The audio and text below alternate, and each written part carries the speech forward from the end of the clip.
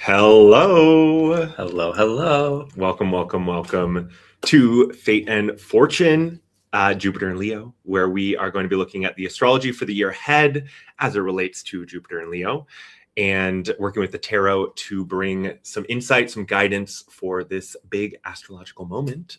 So make sure you grab your chart. Stay with us for your sun, your moon, and your rising, especially your rising, but the other ones too.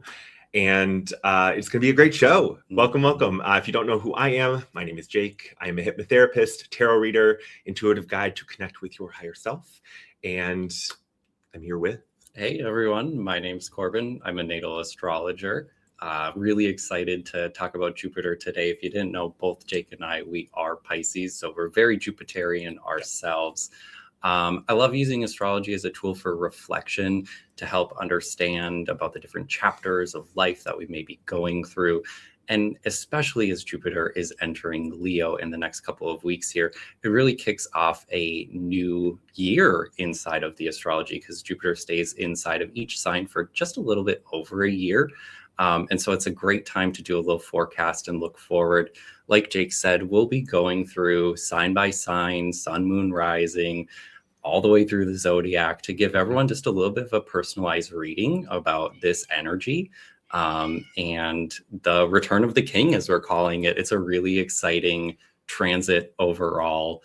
I think we all love Jupiter. I mean, who doesn't love Jupiter? So yeah, we'll definitely get into that one today. Yeah.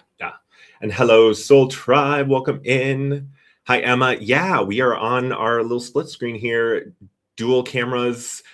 Definitely want to give you, a good view of the cards here. So hello, Jody. Welcome in. Welcome, everyone. Drop in the chat too what your sign is, what your rising sign is, and speak up, raise your hand as we go through your signs because it's going to be a fun one. And yeah, it is the return of the king. Mm-hmm. So real briefly, just a little bit of the structure of the show today, since this is a new one for us. We'll spend a little bit of time at the beginning just talking about the entire transit of itself, Jupiter in Leo. So more of a collective read, some of the energies that we'll be seeing on a global level. We'll do that, I don't know, maybe 10, 15 minutes, and then we'll decide to jump into each sign and break it down. And stay tuned because we aren't starting with Aries. So sorry, Aries, not first today. We'll see what sign starts it off. Yes, indeed. And hello to you, Kayla. Welcome. Hope you enjoy the show today. Make sure you stick around. Lots to come. All right. Shall we jump into it? Yeah. Do you want to pull up the wheel right now? Yeah. All right. So on the wheel, we have this pulled up for June 30th, local Minnesota time for us. It might be a different day depending on where in the world you are, but end of June, the portal is opening up and Jupiter is moving into Leo. This happens just hours after the Capricorn full moon. And I know that there's a lot of content already going out like right now around the Capricorn full moon. And definitely this is going to be one of the big flavors that's going to be a part of that. But like I said, though, Jupiter ends up staying in each sign for about 13 months. There's always a period where Jupiter turns around, goes retrograde, generally takes about 3 months or so. But this really, like I said, opens up a new chapter for the next year in your own personal astrology. We're calling it the return of the king because in, the ancient Greek tradition, Jupiter was Zeus. And, if you think about like the gods and goddesses, I, definitely think about like Zeus kind of sitting on the top, and Leo's always that sign of royalty or the crown. The lion is the king of the jungle, right? And there's really some exciting significations here that help us to understand that this is really about a period where we're having a return to the heart, a resurgence of the heart, something that ushers in a new era of personal and collective leadership because Leo, leadership. And it's really going to be a change in the flavor. We've had Jupiter inside of Cancer since last June. And that has really stirred up a ton of emotions, a lot of trauma to be healing. I've really heard from many clients and from myself personally, hey Watkins, that there's been a lot of shadow to clear around trauma related to the mother, right? That's Cancer for you. And it feels like we've had a lot of big emotions around a lot of big emotional healing moments. Well, that's all about to change.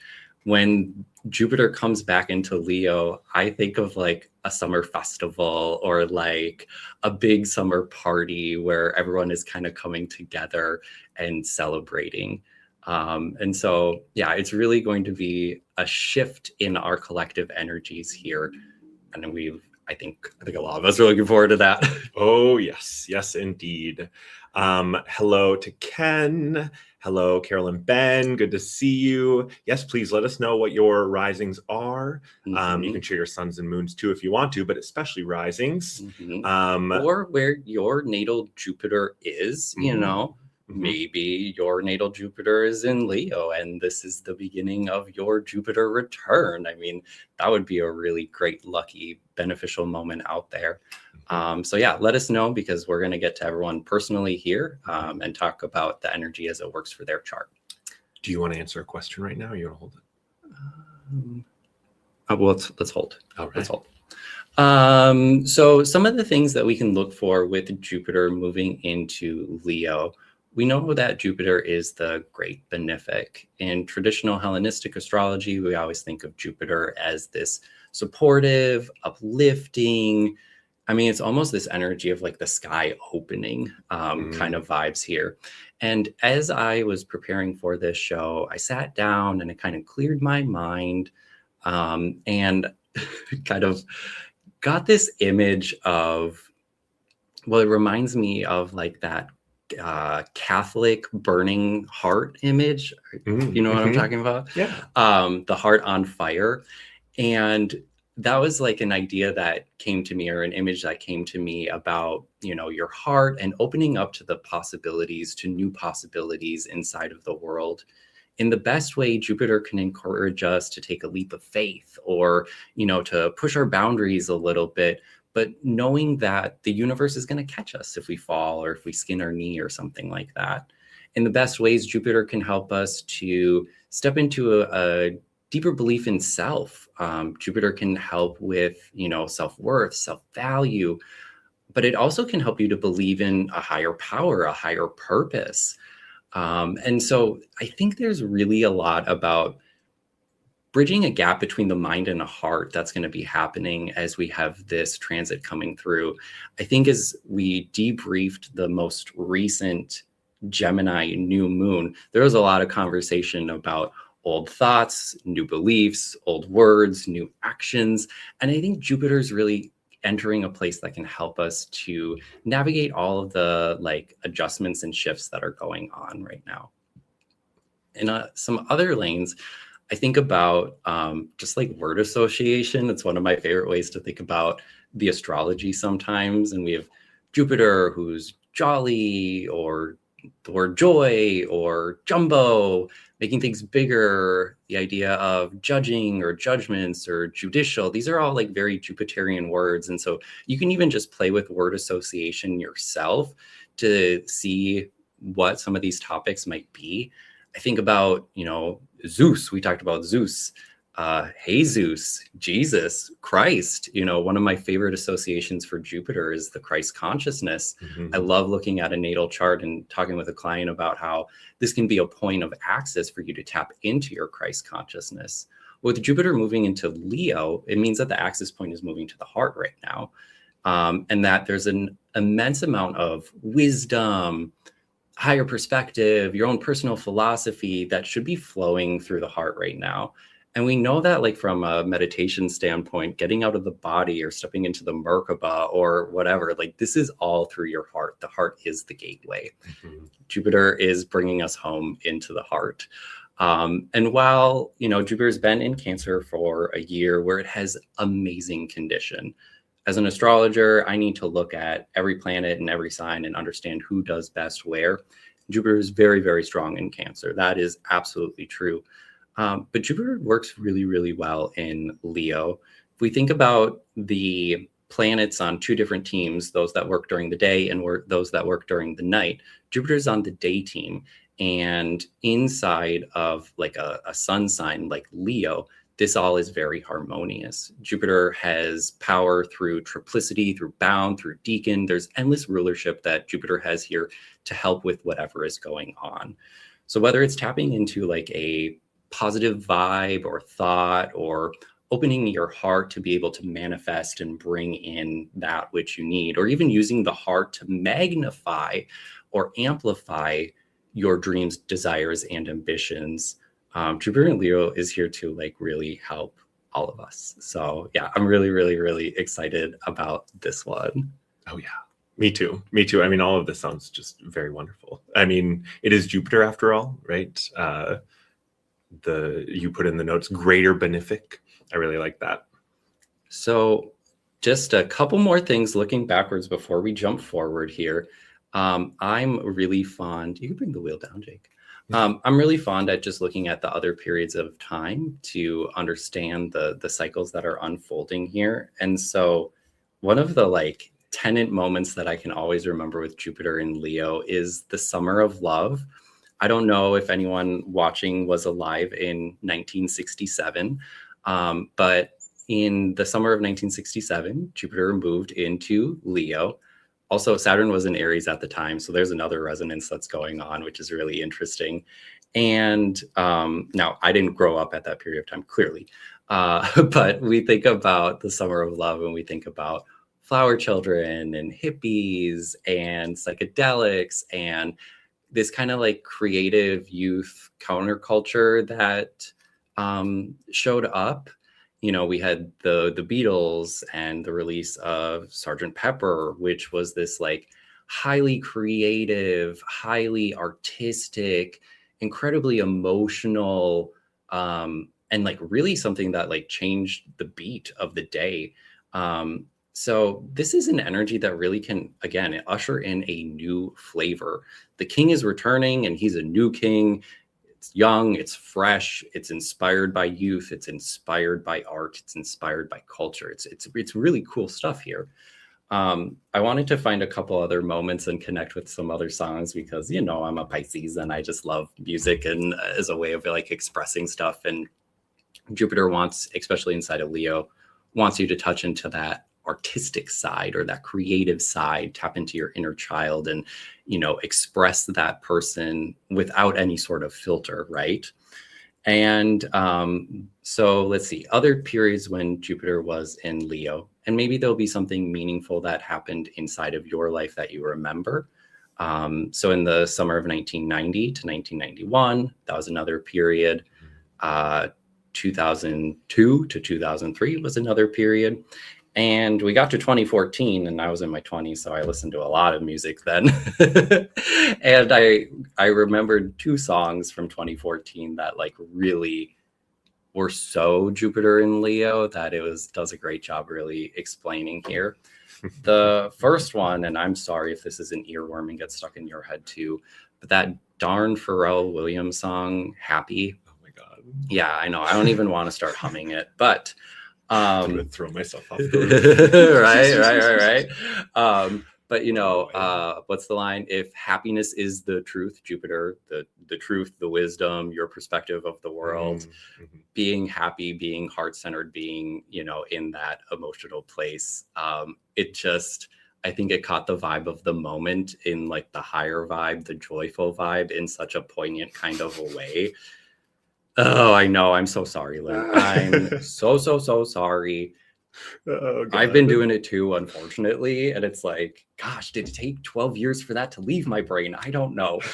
The other song, though, that came to me was that first Iggy Azalea song, Fancy, with Charlie XCX. And, you know, talk about Leo and ego and bragging. And for those who might not be super familiar with the song, right? It's just a song about bragging about how freaking cool you are and how awesome you are. I think she says, "I'm so fancy, can't you taste this gold?" And it's like, here's some kingly stuff for sure, but it's also that like gentle Leo PSA about like, hey, what's the quality of your heart right now? What's inside of your heart? And what are you expressing to others? And, you know, confidence is important to express. But yeah, anyway, so just a couple moments thinking back and seeing that king energy, seeing that energy of the royalty, seeing the energy of joy. And as I was washing my hair today to get ready for this show, another song that just came out a few weeks ago played, and I was like, oh, this is just perfect. So the band now is called Coco and Breezy. They're like a duo that does house music. A lot of us spiritual folk love house music. And I just had to grab the quote here because I wouldn't really remember it, but it's and it's kind of a spoken word track. But anyways, the lyrics are, art is sacred. Art has always been sacred. To heal is sacred. So we have to step back into this and return to the experience of healing, not as a task of something to do, but something to move creatively and artistically into as art flows through you. And yeah, as I was washing my hair, I just thought, gosh, what a resurgence for the creativity of humanity. You know, we're faced with AI right now in such an interesting kind of way, whether you're using it in your personal life or not, whether you're using it in your professional life or not. We all have been making some sort of comments and judgments about what can technology do that, well, actually more like what can humans do that technology can't do. And I think that's going to be a big part of this too. I think tech can help us to heal, but I think healing is truly a human quality. What's we've been on this this album kick. It's called Nature's Healing. Yeah. By this girl, Horse Girl, and one of the songs is called Organic Intelligence, and I'm thinking of the line she says, "Why choose artificial when you can have organic?" Yeah. And the whole song pokes fun at the AI thing of like, okay, but like, think about organic intelligence. How wild is that? How, like, don't you see the magic? Don't you see the beauty in that? And it's just like, you know, flipping that script. And I feel like we're seeing a lot of that, like, yeah, that kind of pushback and that like revaluing of the humanity. Which I think is a part of what this is showing us, right? And getting chills there too. If you go to the chart too, you know, Jupiter is immediately entering in opposition with Pluto and Aquarius too. So there's the conversation about technology. There's the conversation about the self and the collective. There's conversation about where does the power lie? Where is the keys? Where are the wisdom? I mean, it's all written in right there. And so collectively we'll be going through this. I'm sure individually and personally we'll be going through this, but we'll be going through each sign to kind of break down the energy for every sun, moon, and rising as it relates to Jupiter entering a new house here. Just a couple quick overview notes still, and then we'll dive in. So there's really just this concept that as Jupiter moves into Leo here, we're really being pushed to grow into new areas. Again, if Jupiter is about our growth, our expansion, the way that we are breaking out, there is a chain of energy in the sky right now that goes all the way back to Pluto and Aquarius. And essentially all the masculine signs or all the fire and air signs will now have outer planets in them, kind of moving all the way through and propelling and pushing this energy forward. It's almost as if the entire solar system is pushing you towards this heart expansion and to be growing from this new place. It also, though, is going to bring up a new chapter of healing that's going on for a lot of folks here. Tomorrow, it's actually tomorrow. Or yesterday, if you're checking or you're watching the recording, Chiron will move into Taurus, which is quite a big shift. Chiron only changes sign once every like 7 years or so. It's been in Aries for quite some time. And Chiron will be at 0 Taurus when Jupiter enters. So fixed signs, Taurus, Scorpio, Leo, Aquarius, even Venus signs, though, like I feel like Libra, you're a little bit in the crosshairs too, just due to the position of Chiron in Taurus. But I think definitely for the fixed signs, this really enters and calls you into like a new chapter of healing. The chapter of healing with Chiron in Taurus is definitely going to be related to our physical bodies, to our money, our possessions, our values, to the actual nature and earth itself. So nature is healing actually is probably really perfect for the ingress of Chiron into Taurus. And it will bring your own personal growth and healing journey just into a new level. So we'll talk about that, and we'll go a little bit more in depth for all the fixed signs. So stay tuned for your sun, moon, and rising. But hit the like for Jupiter, because this will be, as I call it, the bright spot in our astrology moving forward. So I think, without further ado, I think we're going to warm up with a little bit of a collective reading. Y'all ready for this? Ooh, Emma has a Chiron return in Taurus 2 and Jupiter return, both happening at the same time. Whoa! There you go, Emma. Before we move on, though, do you want to just quickly touch on Watkins Cat House question? I thought this was a good question. Do you think Venus in Leo is foresight into Jupiter to Leo? Yeah. I think I was talking about this to somebody else last night, but absolutely, Watkins. You know, what was really interesting when, oh my God, is it right now? Where's the moon today? Is the moon still in Leo right now? Anyways, so Venus technically was actually that very first planet. Is the chart up right now? No, but it can be. You know, with the Gemini new moon that happened less than a week ago, I think Venus was at one degree of Leo inside of that chart.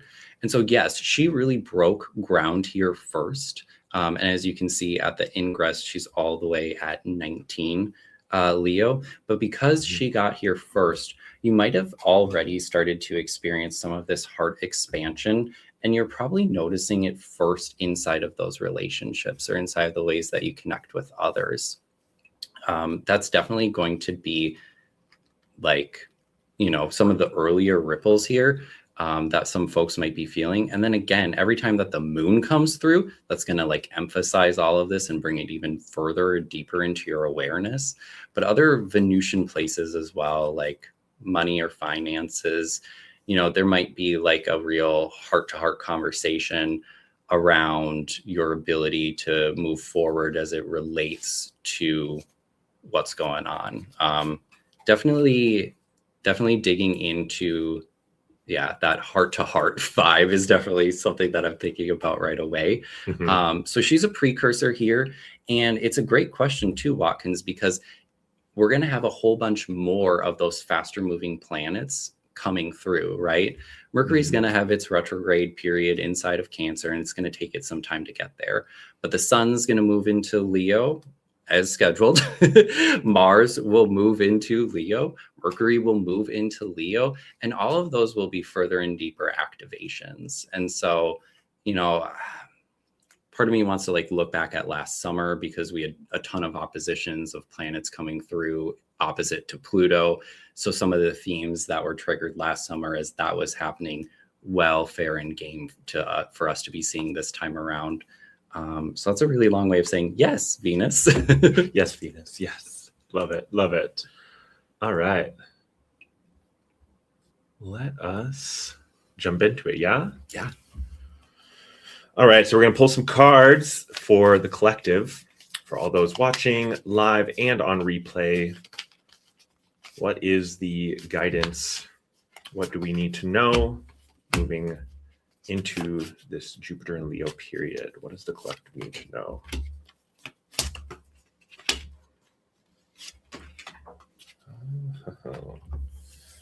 Ooh, dropping cards. All right. Well, I'll kick us off, because the cards want to remind you that there is always a balance. And while it looks very beautiful and there is the beauty there, there also is some of the push and the pull. We start out with the moon, followed by the 9 of swords. And so I feel like this is speaking to the transformation that we are being asked to step into in order to let go of some of the tougher mental energies that we've been in, especially with Gemini season. I feel like it's been a present moment. What do you got? The South Node. Yeah, Yeah. letting it go. Yeah. You're letting it go. You're moving past it Mm-hmm. because you're ready for this next adventure, y'all. It's the Fool. Pull a card. It's the Fool. And I love this one because there's like this very like cosmic surfer vibe to it. Plus you have Pluto down there too. Like this is also speaking to that transformation and the emanation of your light. The word on the top there is emanation. And I feel like we are moving into a period where the light is expanding. What? I'm still lining up. I have Okay. the 5th house. And so you had talked about moving into your passion, into your creativity, into your joy. You know, the 5th house is really a place of joy. So yeah. Well, and your could that include your like gifts and your talents? my last card is all about your gifts and talents and skills. Hey, there we go. So I mean, because I feel like the Fool, I always think about the Fool in the original or like the traditional tarot holding his like knapsack with all of his things. He has everything he needs to make his journey. He's prepared. I feel like this 9 of Cups though is calling you to not sleep on this moment. You know, you're here, you're understanding this shift, this energy, so that you don't get stuck in a place of complacency. Like this is your energy to take and to work with. And it's going to take a different viewpoint. It's going to take you changing your perspective. This is the Hanged Man or suspension in this deck, and inversion is the word. You might have to dive deep into the depths in order to find the power to move forward, find the answers and the insight. But y'all, it's positive. It's beautiful. It's felicity. This card just keeps coming up. It's so funny. Yeah, we 6 of keep Cups, getting that. I love felicity, which those of you who don't know, I didn't know this until I looked it up. It means intense happiness. It's intense more happiness. than an American Girl doll name. More than an American Girl doll name, truly, and more than a Horse Girl movie, right? Because there was the Horse Girl movie, Felicity, where she had a horse and. We're so Wait, was she okay? But was that an American Girl doll movie though? Probably. Yeah. I bet it was an American Girl doll movie. Yeah. Oh, I love it. So yeah, horses are very Jupiterian though. Jupiter is the ruler of large animals. So this is like the cipher is open right now. Everything is coalescing. It's beautiful. I did a very similar read. I'm just pulling from my Astro Tarot Oracle cards. Shout out to Heather Roan Robbins. Thanks for speaking to my local group. But South Node, 5th house, and 2nd house. So I felt like it was really similar to some of the things that Jake was saying about letting go of the past. You've healed the past. That healing chapter is over. Stepping forward into a heart-centered place of your passions, of your hobbies, of the things that light you up. And leaning into that is actually how you are going to develop a new sense of self, develop the higher heart, right? I don't know if there's something in here about that, like the higher heart or the best functioning heart, but stepping into all of this joy can bring a lot of positivity and maybe even a little bit of money. So that's cute. Yeah. Beautiful energies. I mean, I don't think any of us are under like any delusion that we're not in a dynamic time. I mean, I think we're all living through it in our own way, shape, and form. And so I feel like the cards are speaking to that dynamicism, but all of it is pointing us towards that beautiful expansion, that happiness, that heart-centered like joy. It's gonna be good. Well, and I feel like, you know, what that connected to that I had been talking about earlier was that creativity of the human spirit, you know? And so I think that's really great. Because if I were to think like on a larger collective scale, That's one of the first things that comes to mind, but also a little bit of a shift of power too, away from some of the controllers and more of a like, I lead myself, being more self-led than led by others is definitely the energy here. Oh, yeah. And so, yeah, I like how I feel like a lot of that kind of tied in. It did. All right, y'all, drum roll. Yeah. Who are we starting with? Could you guess? We're going around the wheel.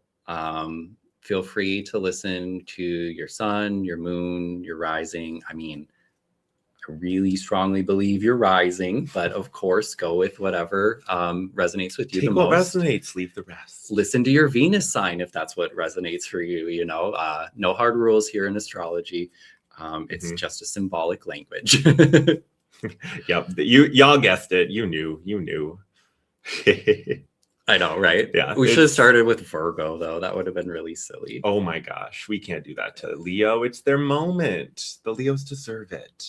Okay, well, let's bring up the wheel. Yeah. So moving forward, I have a little bit of an amended wheel. We just have our outer planets here, again, because the inner ones are kind of moving so quickly, so fast. But I think that this is a great snapshot to use, especially because Jupiter is going to be the second fastest moving thing here, but is definitely going to, all the other planets are going to kind of stay in the same spot. So here we go. Leo rising. We put a little trophy on here because, like, congrats, Leo rising. It is your time to shine. The spotlight is on you in a new and expanded way. This is a beautiful year and season for you to take on a new role or a new identity, especially as it relates to some of those Jupiterian archetypes. When I think about the big Jupiter, archetypes, we have like the teacher or the mentor. We have the guru or like the wise man. But we also have like the healer and somebody who can like tend to those wounds. And so bringing in any sort of those aspects and mixing it with your own personal flavor and using that to bring to the world is definitely aligned for the time right now. It's a year for you to take up more space than usual. Jupiter is about that expansion. And in the first house, we're expanding our self and our self-identity. It puts you in a position to almost be like I talked about a carnival earlier. It puts you in a position to be like center stage or in the center ring, or to be the showman, or like the... Tell me why Britney Spears circus is in my head. I wonder the center of the ring, just like a circus. I know. That was do 20. Do you think? Probably not, though. No, it was 2008 or 9 or 10, I think. Sure. Somewhere in there.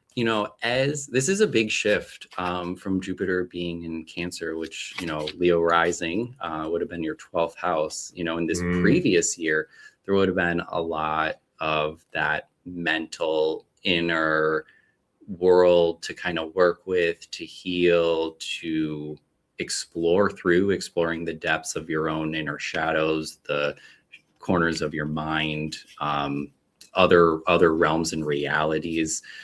And now there's a return to all that energy kind of coming back into your body. When Uranus moved into Gemini, I was hearing a lot about like buzzing, and I feel, or like zipping around, and I feel like Leo rising, this is a period of, shout out Lisa DiMartino, effulgence. This is a moment of, I know, Thank right? you, Lisa, we love you. This is a moment of shining your inner light. And like I said earlier, just a little PSA of making sure that what's coming through the heart is pure, is sparkly. I think that last year that you've had Leo risings, you've been working in the shadows, you've been working with some of the more healing the aspects of self. And now it's like, hey, I get to show this all off. So it's very exciting. If you've been waiting to take your turn, Leo rising, it's your turn. It's finally your turn. And what's even cooler, Leo rising, waiting for their turn. Yeah, right. As if. But again, thinking about the entire solar system, pushing things forward and landing with you. It's saying the people that you're working with, the beliefs that are driving that, the vision that you are now holding is something that you are here and ready to express. Emma said that it was also her Leo or her Jupiter return. So if you also have Jupiter in Leo, like double bold and underline like everything that I said up until this point, because yeah, all eyes on you, Leo rising. All eyes on me in so- the center of the ring, just like a circus. Yeah. Jake, take it away. All right, let's see what the cards have to say. I'm going to pull the wheel down. See what the cards have to say for the Leo risings, as well as those suns and moons. Thank you. All right, thank you. All right, thank you. Yeah, shout out Lisa and Johnny. Right, all right. One more card. Oh, there it is. Of course it is. I was like, there's one more. All right, beautiful cards for you, Leo risings and suns and moons. All right. Right. Love you guys. Love you guys. So, cards for you guys, Leo rising, suns and moons. We're starting out with art. Art. This is a card unique to this deck. And the word on the top is verification. But every time I see this card, all I see is that like sword being pulled back and the journey that is ahead for this person. Especially in that first position there. This is really speaking to the momentum that you've been building, and probably is in that 12th house sense, right? Of dealing with that stuff deeper down in your shadow, in your subconscious, and that all of that work has been that pull back, getting ready to release your creative energies, your creative energies, not in just like an art sense, but this is in your life. What are you creating? And I love that you brought up the relationships, because we have 6 of Pentacles here. There you go. And I think this is definitely speaking to the beautiful way that partnerships and collaborations and the people around you are going to be lifting you up and giving you that it's really in a balanced sense. You know, sometimes I think with Leo, you might have these moments where your light shines a little bit brighter and can sometimes not dim other people's, but outshine other people's. And that's not always what you intend, but sometimes people, right, play it small, and they might do that around you sometimes. But this is speaking to those relationships being pretty balanced. It's not, though, going to be a year without its pushes. You know, 5 of Pentacles is adversity. It's adversity, but it's not in a negative sense. We are sandwiched by the 6 of Pentacles and the King of Cups, and this is that squaring energy that pushes you forward. It's that adversity that helps you to fly in a new way. You know how they're throwing these pentacles up into the air. It's like tossing your chips up and seeing how they fall. And we talked about that heart-centeredness and really standing in your power emotionally and channeling that emotion in a way that builds you and others up. Because it's through that this transition is going to take place. It's through those emotions, through that heart portal, that you are able to fend off any attacks, any negativity, any moments that might be trying to pull you down or dim your light, or have you make yourself smaller than you want to be, than you came here to be. This is about stepping into your soul's purpose. And ultimately, this ends in such a beautiful place for you, because you get your strength. And we've got a lion there on the card, this flaming sword. I mean, there's just such a, I mean, look at the power stance that she has, like, and flanked by her animal protectors, her animal support. I mean, there's such a power. And you even look at like the community that's behind her, right? There's such support. and ultimately this is unlocking new levels and layers to your power, not just in a physical sense, but on all those layers of your being. So it really is a beautiful tale here. And you have, I mean, you have the tools that you need. I mean, you have the stuff that you need. There's going to be people along this path that help you along that way. Oh, absolutely. And it's going to be beautiful. You know, I love a lot of what you said, because now I want to dig back into the chart, but the people along the way to support you as you are moving towards, you know, this new mission, this new goal, this new expression of self, you know, that's really that Uranus and Gemini energy. That's the 11th house, right? The 11th house is about those who want to help you to make your reality come true inside of this world.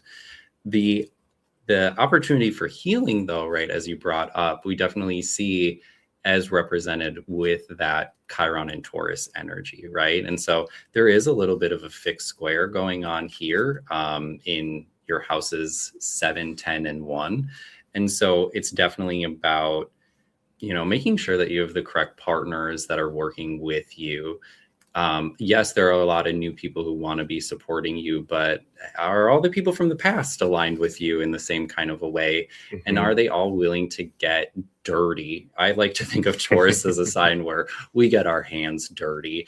And so some of the stuff that you might be working with or healing inside of this, and especially in the 10th house, which is very public, right? This might be some sort of trial that you go through that others are well aware of how you're struggling with getting your hands dirty, getting into it, shall we say. And just you know, at the end of the day, Jupiter's in the first, and so this is really great and beneficial. But there will be a few slight challenges here. So yeah, watch out a little bit for that. But really, Jupiter in the first, I just can't turn away from that and say that it's not going to be good. Yeah. It feels like what you are trying to manifest, you will slowly but surely see come through over the next 12 months. So mark your calendars, Leo rising, like you really should be taking some new and different actions right now. And if it's been bubbling under the surface for a while, that's great. You know, that just means that you were on this beat early and ready. 2 weeks from now, the portal opens and you got the next 13 months. So it's go time in a big way. Go time. Yeah. I love it. So let us know how that resonates for y'all, Leo, rising, suns, and moons. And I just love this comment from Watkins. Leo pulls their own card. The strength, yeah, literally, though. Isn't it funny? I love it. And hello, Diva's a goddess. Diva Sea Goddess? Diva Sea Goddess. Hello, welcome. Hello, Diva. Hello, Diva. All right, so Leo risings, have a great year. It's going to be wonderful. All right. Moving to Virgo. Do you want to bring up the wheel? I would love to bring up the wheel. Through the magic of time, we have moved the wheel forward.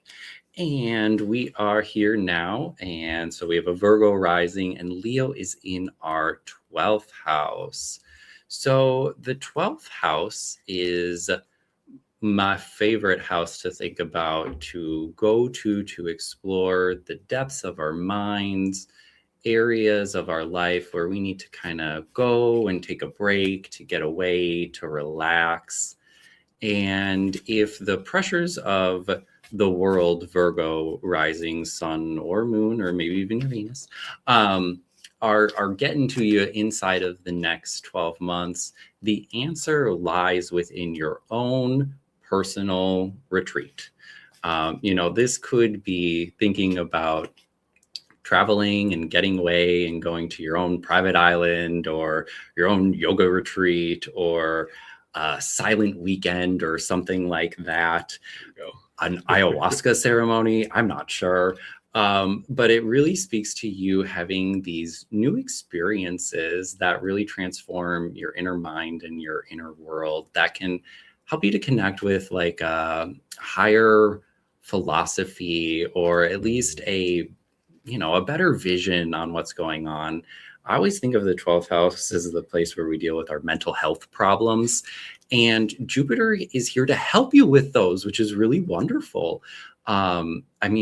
it could be just the energy of Jupiter yourself taking you along for the journey. But Jupiter can also often indicate a person, somebody else who's coming in to help you and assist you with this. So you might be able to find a new mental health coach. That's a weird phrase. A new psychologist or a new Mental healer. health coach. Maybe not like the traditional stuff, but Yeah. big healing opportunities are here for you for sure. And real moments of rest and respite. On a like PSA watch out kind of thing. Escapism, running away from things, spiritual bypassing. That's all maybe inside of the lower vibe here. So the message about really making sure that you're staying in tune with the messages that are inside the heart, being in touch with your ego, is rather important advice over the next year. So Virgo risings, take that time, take that break. There's really a lot of healing energy for you when you can get quiet. And we'll see what Jake pulls here, and we'll go back up a little bit more. Yeah. What are those cards for our beautiful Virgo risings, suns, and moons? Shout out Jody, Virgo sun. Sorry. Last note though, around this healing journey, Virgo, since Chiron, after it enters Taurus, will be trining your first house. And I mean, Virgo, you're an earth sign to begin with. The prospects for healing are really great, actually. Having Jupiter in a place to assist with healing, plus Chiron sending a trine to your ascendant, really means that you are going to find that, I already used the word respite, but you really are going to find relief when you take the time to seek it out. The journeying for it can be short or long. It could be internal or external. It's just something that you need to choose to go on that path. Yeah. A very beautiful spread here. I'm going to pull the chart down. Very beautiful spread here for you, Virgo risings, suns, and moons. Starting off with the universe card. This is the world in the traditional tarot. A beautiful moment of rebirth. And I feel like the 12th, you would say, is like death and rebirth. And so this is really like highlighting that rebirth opportunity within the ways that you work with your power, because we have King of Wands next, and restriction is the word there. And I feel like Virgo, you might restrict your power in one way or another. You might hold back. You might shut things down, and that might come from a mental place, a place where you say, oh, I don't really have, like, I don't really understand it. I don't really have the perspective. There might be this need to climb the mountain there and look at things from a different perspective. And so maybe that yoga retreat is in the Himalayas or something, and you're going to get a different viewpoint. But like, I really see a lot of support from your soul family, from your real family, maybe your friends, those loved ones, that soul connection. And it's a really beautiful energy here with that 10 of Cups coming in, highlighting that support, highlighting the abundance. I mean, right, 10 of Cups is like one of the best cards in the deck. It's like a beautiful card.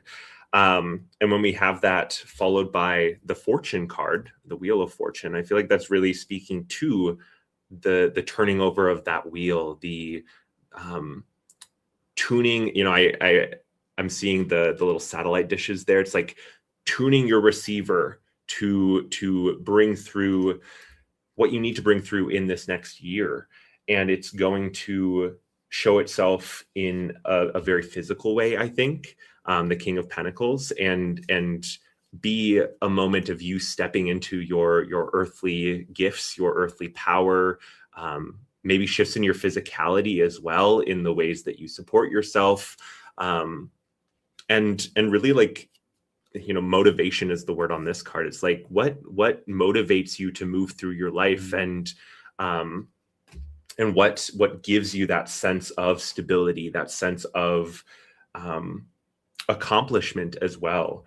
And I just think it's so funny because guess what card we're ending with again? Oh, wow. Strength came out again, this time for you, Virgo risings. And so you are having a similar moment of stepping into your strength in a new way, stepping into your power in a new way. And we were talking about the 12th house and that subconscious. Like I'm really seeing the animal kingdom support here, the sort of shadowy figures in the back. It's like your support isn't just in a physical sense from those around you. This is also on multi-dimensional levels. Like you have that support to do what you need to do to step into this new you. I love what you were saying there, because it reminded me of one of the things that I wrote down, which is this question to be asking yourself: how does this fill my heart and take the weight off my mind? Virgos, you have been in the crosshairs a little bit as the South Node has been in your sign for the last 2.5 years. That has been a little bit of a weight, a little bit of a challenge to self, an ask to really work with some of those Virgoan qualities of yourself and kind of sharpen that sword into the best version of Virgo. But that can really take up a lot of mental energy there. And there's something about this transit that is helping you to get out of the mind and to get centered back into the heart. And so I can't remember what you said at this moment, but it made me think of that. No, I mean, even just looking at the elemental representation in this spread, I mean, we only have the one sword, the page. And it all culminates in the heart energy with that strength card. And it is about how are you aligning your energy, your soul. Like I'm almost seeing it's like, this is such a weird vision that I'm getting, but it's like your soul is like just a little bit off balance. And this year, this Jupiterian expansion is bringing gifts into like shifting you back into alignment. It's like, it's a weird visual. Hopefully I'm making sense, but it's like your soul is just like a little bit off from the other parts of you. And this is helping to like bring it back into alignment. Yeah. I don't know really what that means, No, it's great, because again, when the nodes shift into Leo and Aquarius, the South Node will be here in their 12th house, letting go of and really releasing some of that. So I like it. Love it. There you go. Virgo risings, suns, and moons. We have the lovers underneath the deck, again, highlighting those relationships. And look at in this deck, the sort of like two worlds, the spirit figure there. I feel like it really is highlighting, doubling down on that. Like Jody said, where's that comment? Jody said, good thing I have soul tribe therapists. Yeah. Absolutely. We are grateful for our spirit guides. All right, Virgo rising suns and moons, let us know what resonated for you, and have a beautiful year ahead. All right, moving the wheel forward, we are now at Libra. Shout out to all of the Libra. Oh, hey, that's you. It's me. I'm a Libra rising. It's mine. Tell me what's up. All righty. So Libra rising, Jupiter will be entering your 11th house after a year of hanging out in your 10th. And this is a really exciting year, because I know from working with Jake throughout the last year, there's been a lot of that work activation in that 10th house. And what's really cool about the 11th house is where you can find your audience, you can find your supporters, you can find the benefactors who want to help you to bring all of these ideas forward. And so it's really a time of opening of connections. It's really a time of new people coming in. This is going to be another one where really the shift you are going to see and feel externally, because the 11th house is like all your friends showing up and saying, let's go, let's do it. It's really exciting. And what's even more beautiful here is that they're aligned with you, Libra rising, from the heart, right? This is like where you guys have this coherence, this agreement, this shared belief, these shared views. Perhaps you are all working together very creatively.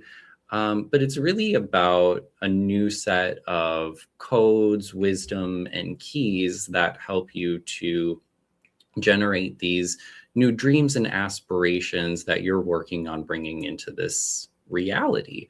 You know, Jupiter is that master manifester. And the 11th house, we have a little crown on this one because in Hellenistic astrology, each planet has a house where they perform the best. And the 11th house is where Jupiter rejoices.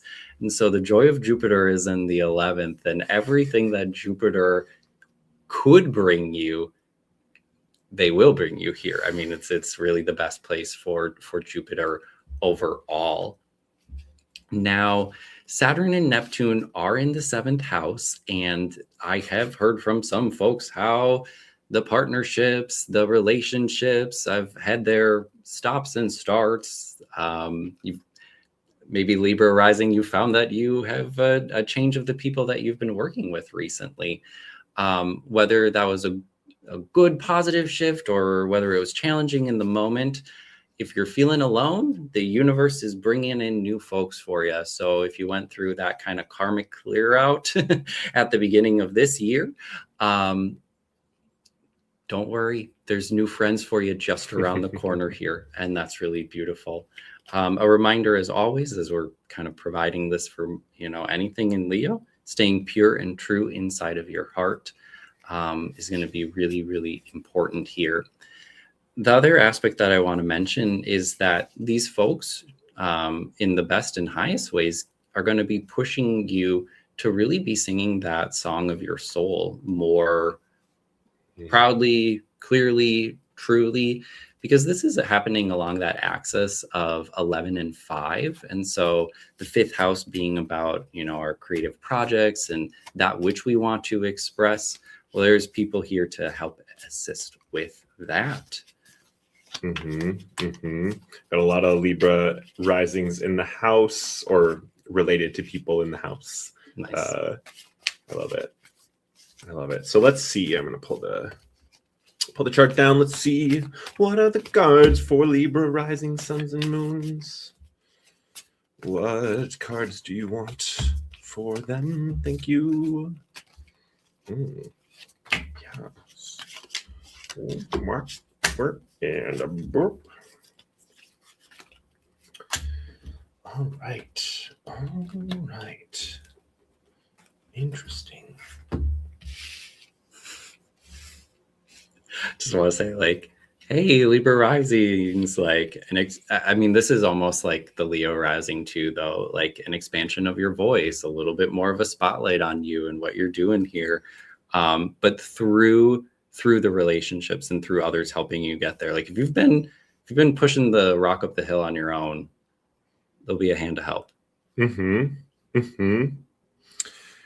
Yeah, interesting energy in the cards here for Libra risings, suns, and moons. We're starting out with the High Priestess, or in this deck, it is the Arch Priestess. Arch Priestess? Disillusion, though. And I just always see her up on her magic carpet / camel on her magic carpet. I mean, this is such a wild card. She's above it all.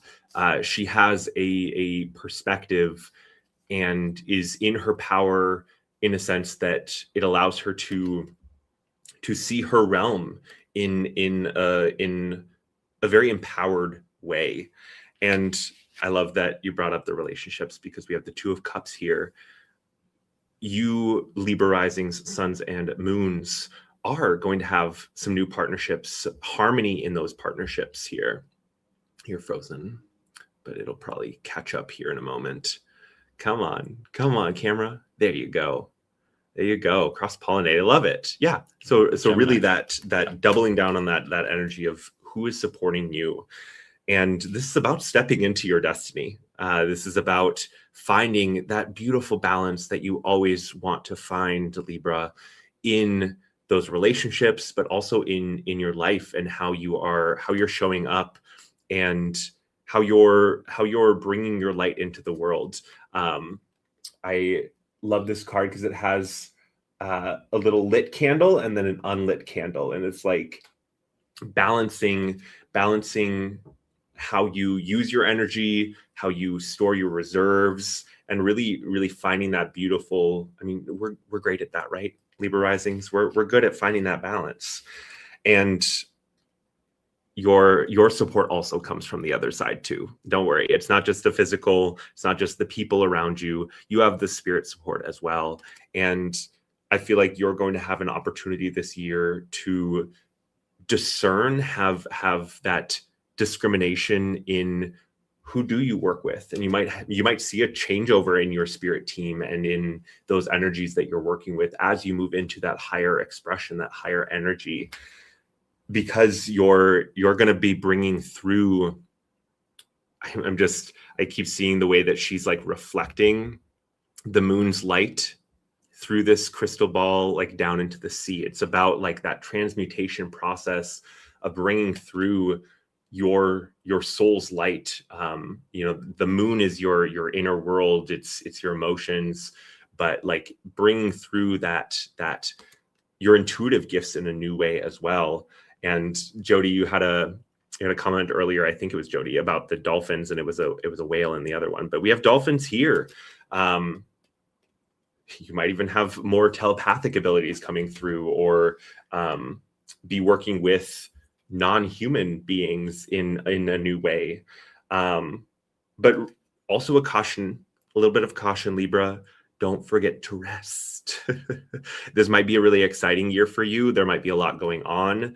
But the cards want to remind you that like that balance does mean balancing the action with the rest, the recharging, the ways that you can help nurture yourself through those moments where your energy might lag a little bit, where all of the other people, all of the demands, all the people coming in and saying, hey, opportunities, hey, work with me, hey, like take those moments that you need to rest. And you might even have someone in your life who reminds you of that.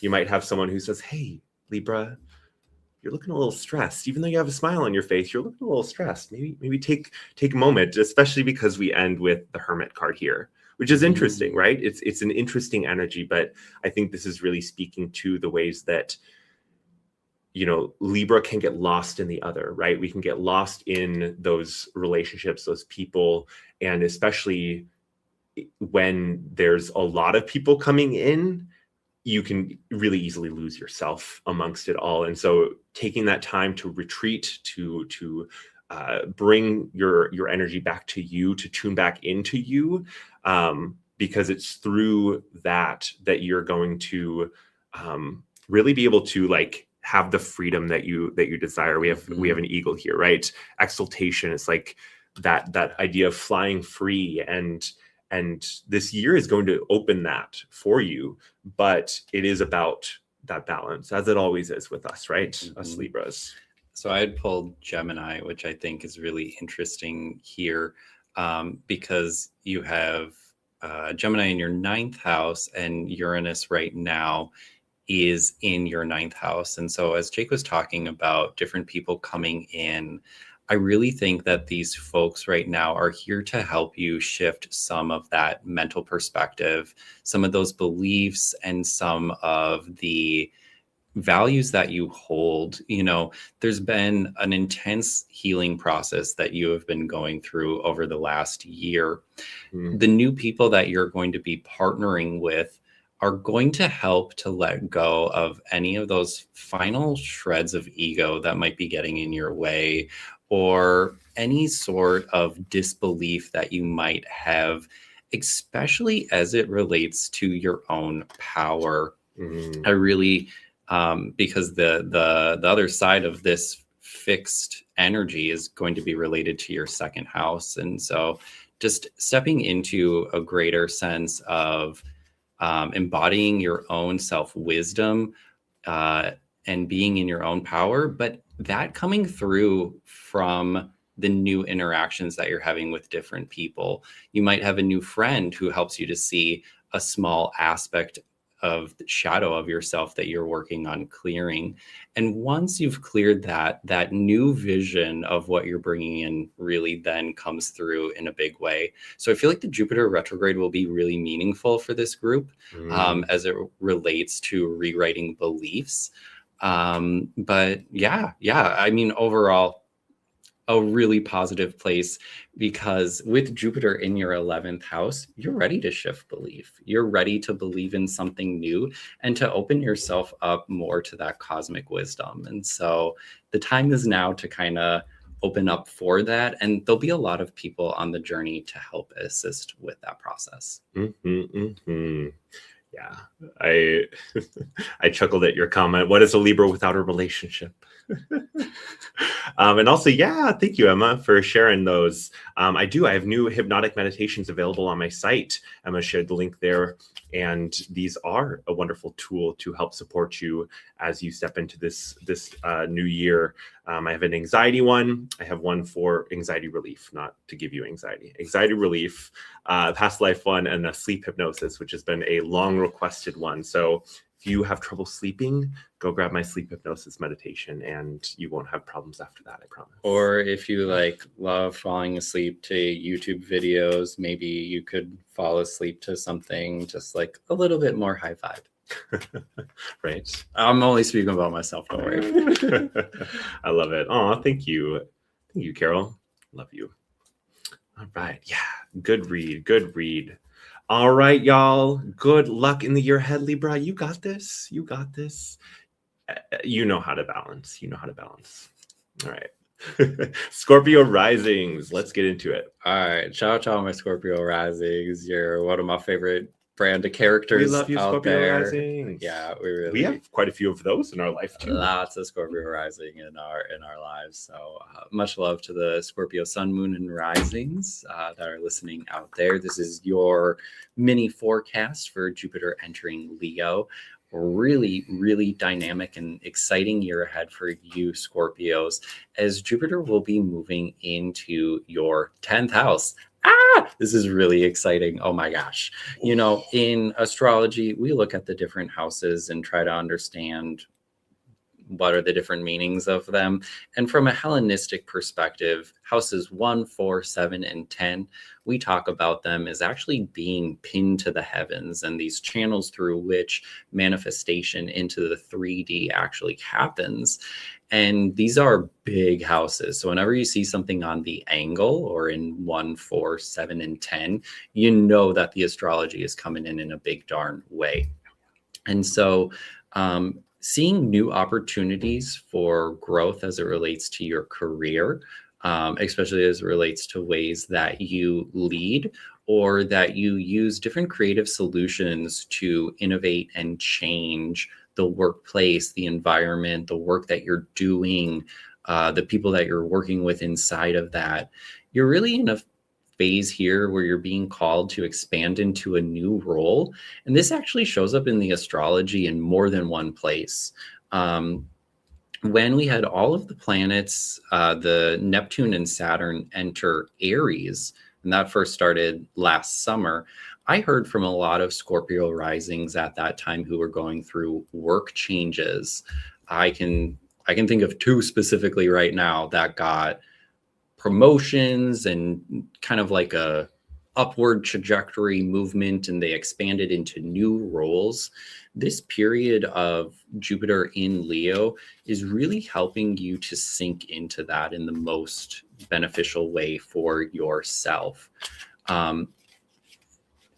It's definitely a boost to that professional career or any other sort of public endeavor, but it's also definitely like a boon to the big roles that you play inside of your family or the ones that you're closest with.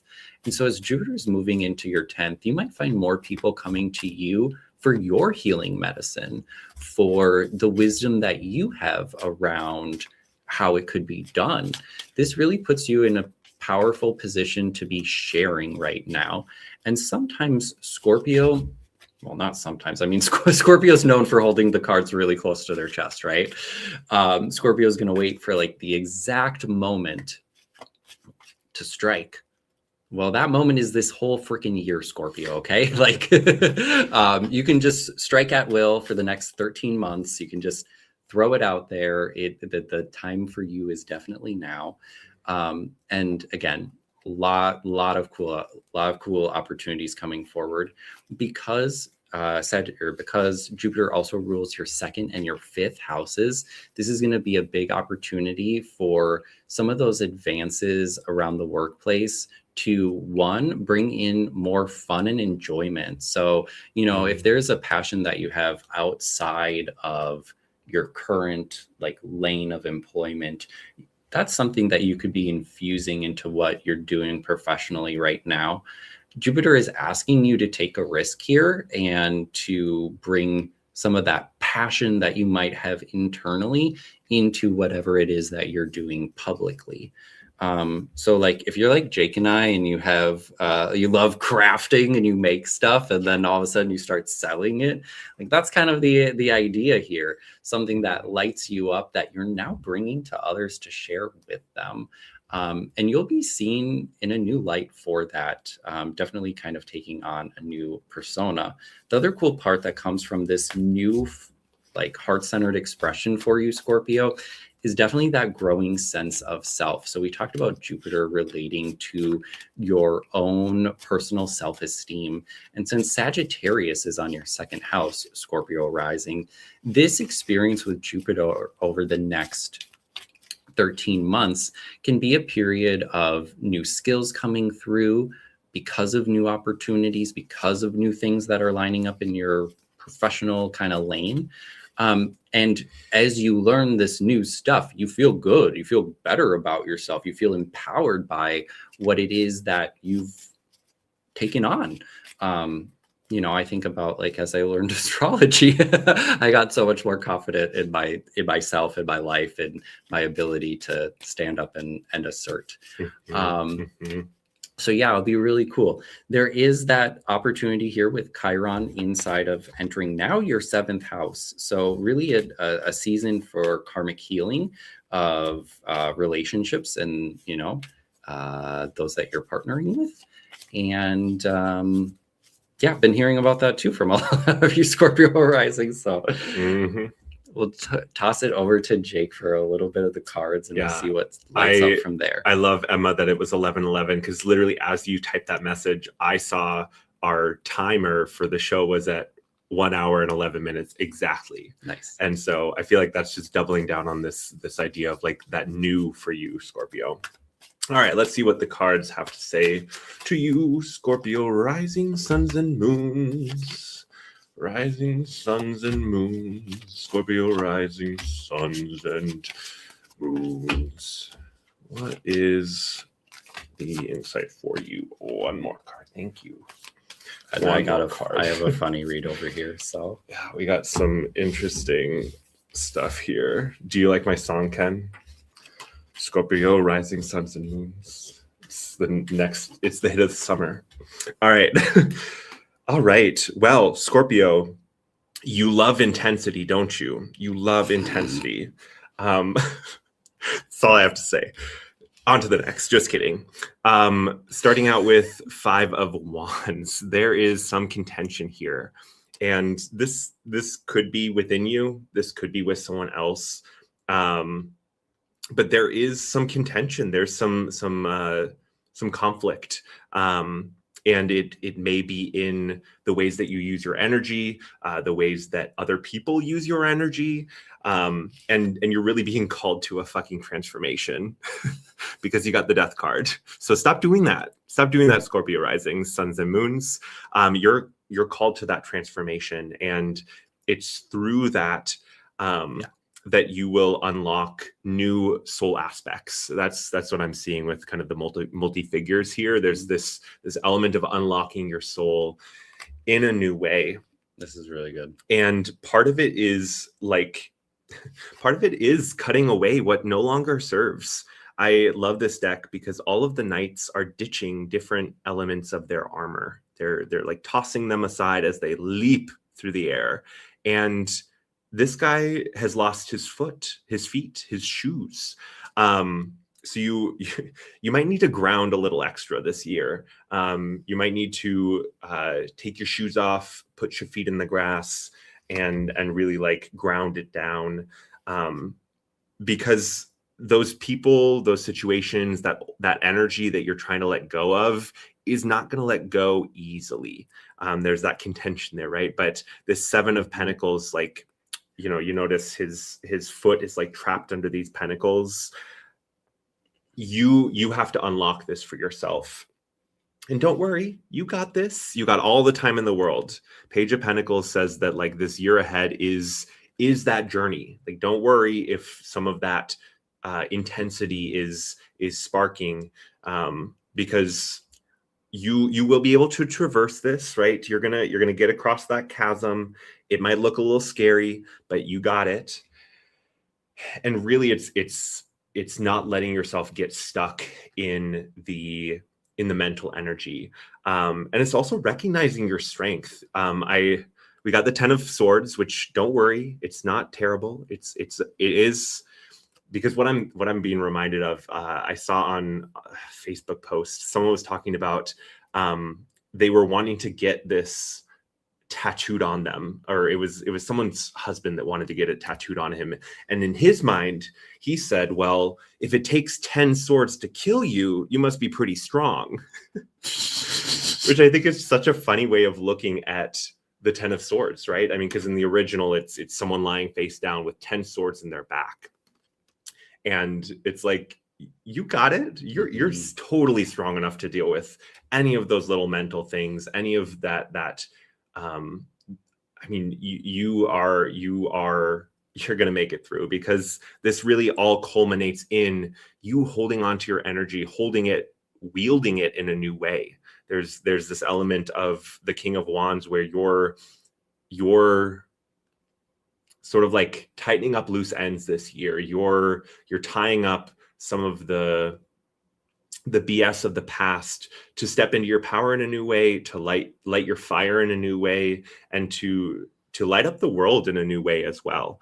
So there's really, I mean, there's a beautiful story here. It is intense, but Scorpio, I feel like you wouldn't have it any other way. Every Scorpio I talk to, I feel like loves the depths. I'm thinking of like one of my favorite Scorpio friends, who I used to work with years and years and years ago. And I remember the first time that we worked together. It was like one of our first shifts together. I ended up like breaking down and like crying to her in the back room of the Caribou Coffee that we worked at. And she was just eating it up. She was like, she really just wanted that like intense, connection, that deep connection. And so, yeah, y'all got a transformative year ahead. There's going to be a lot of opportunity here to choose your own adventure. So some of the cards that I had pulled here, we have the fourth house, and I don't even know if I want to talk about these other cards, but we'll get there. And then we have the moon and Chiron. Okay. Can we go back to the wheel for a moment? We can. All right. So Scorpio risings, there's a lot of energy now moving into your 10th house, right? But what's on the opposite end of that? What's the antithesis of that? It's your fourth house. Watch out. And what's on the square? Chiron's on the square here. Okay. So while there might be a whole bunch going on at work that's really exciting, you are being called into an intense process of transformation. There are two different things happening in your chart right now that speak to that theme of death, rebirth, to going into the shadows and wrestling with the ego and coming out with a new bag full of diamonds or something like that. When the North Node very, very shortly here moves into your fourth house, moves into Aquarius, the universe will be asking you to be balancing home versus career, the ways that you're leaving the home, but going home yet to, every day at home, we sleep, we restore our body, our cells are replenished. It's like a mini death that we have every single night, and we come back reborn each morning. That symbolically happens inside of the fourth house. And then at the same time, I see Uranus, who has just entered your eighth house. And there's another aspect talking about some of that shadow work that you might be going through at this time. Perhaps some of these shadows are related to that new burgeoning career opportunity, although it very well could be other things. The other thing that I thought of when I had the moon here with the fourth house, and again, I think about this because Jupiter rules your second and your fifth. So Scorpio risings, children, especially, if you're around mine and Jake's age, great time to have a kid, Scorpio rising, great time to be planning for that. As 10th house is about our roles, right? They don't have to be a professional role. You could be expanding into a loving, more nurturing role that you take inside of your home. And so I know that I read this very career early at the beginning, but just a reminder that personal transformation is about going inside, and it really might change what you want to do externally. I love it. I love it. And indeed, right? The Scorpio that Jody knows loves challenges. I love it. All right, Scorpio risings, have a great year. Have a great year. That transformation is going to be beautiful, and I can't wait to see you on the other side. All right, Saggies. Hello, Sag rising, Sag sun, Sag moon. This is your mini forecast for Jupiter entering Leo, and Jupiter will be entering your ninth house. This is really exciting stuff. I should have put an emoji with y'all Sagittarius rising, because this is one of the more sweet spots, shall we say. So you get an honorary trophy for our Sag rising. So what a lucky, harmonious, beneficial, heart-centered outlook you have inside of your next year. There are all of these signs saying that you are about to go through a few experiences that are just going to light up your heart and bring it to a new level. And a reminder, the sharing from the heart. This is going a little bit far right away, but the ninth house, I think about as a way in which we are communicating things. When we communicate things in the third house along that axis, we're talking about local communication or communication with a friend or someone, close by. But when we're talking about the sort of messaging that happens inside of the ninth house, this is like global, or it's on a much larger scale. And so you will find yourself being pulled into opportunities that are going to lead to more visibility for you, where you are sharing your wisdom and your perspective online, right? It could be in a much larger, to a much larger group of folks than you have before. Basically, like media and publishing is in 3 and 9, and ninth house would be like global or mass media. And so there's a way that at this time you're being called to share more on a larger scale than ever before. At the same time, there's a little bit of this like symbiosis of, well, I don't really love the 12-letter alphabet, but if we were playing 12-letter alphabet, this would be the Sagittarius house, and like, go take that trip, go have that eat, pray, love experience. Go do whatever is going to connect you with that like sense of joy, because again, the experiences that are like karmically aligned for you inside of the next 13 months will really open you up to new perspectives, to new ways of understanding. And yeah, you've been working on sharing your message for a while now. As Pluto first entered Aquarius a few years ago, and even when we had both Jupiter and Saturn conjunct at 0 Aquarius in 2020, there's been kind of a longer period now, I guess at least 6 years, where you've been taking these nudges to step into, I think of the third house as stepping into our voice, but I also think about the third house as stepping into, since it's the home of the moon, it's stepping into your intuition, it's stepping into your gifts, it's stepping into your clairs.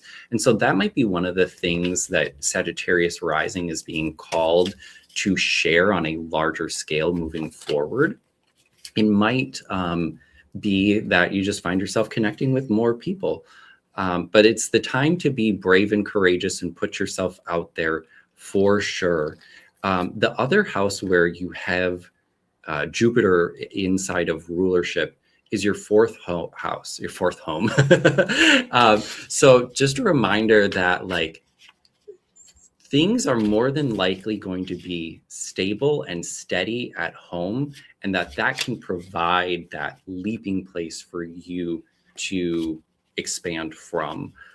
So it's definitely a year, Sagittarius rising, where you are going to be called to get out there a little bit more. Some of the changes that have been going on have been a little bit more internal, but as Uranus entered the 7th house, and then as Jupiter is entering the 9th, we're seeing that this train of energy inside of our solar system is bringing you out of the bottom half of the wheel, which is about your inner world, and really bringing your mission into that which that you're sharing. So it's like, hey, Sagittarius rising, shine the light. Like just that's kind of the mission. Burn the flame very, very bright. And just make sure that like your heart and your passion are all wrapped up into it. It's a moment of getting wider recognition for a lot of work that you have already done. Love that. Love that.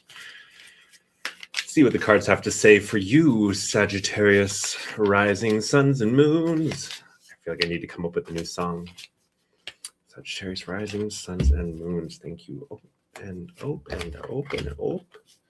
Those cards tell us what these folks need to know.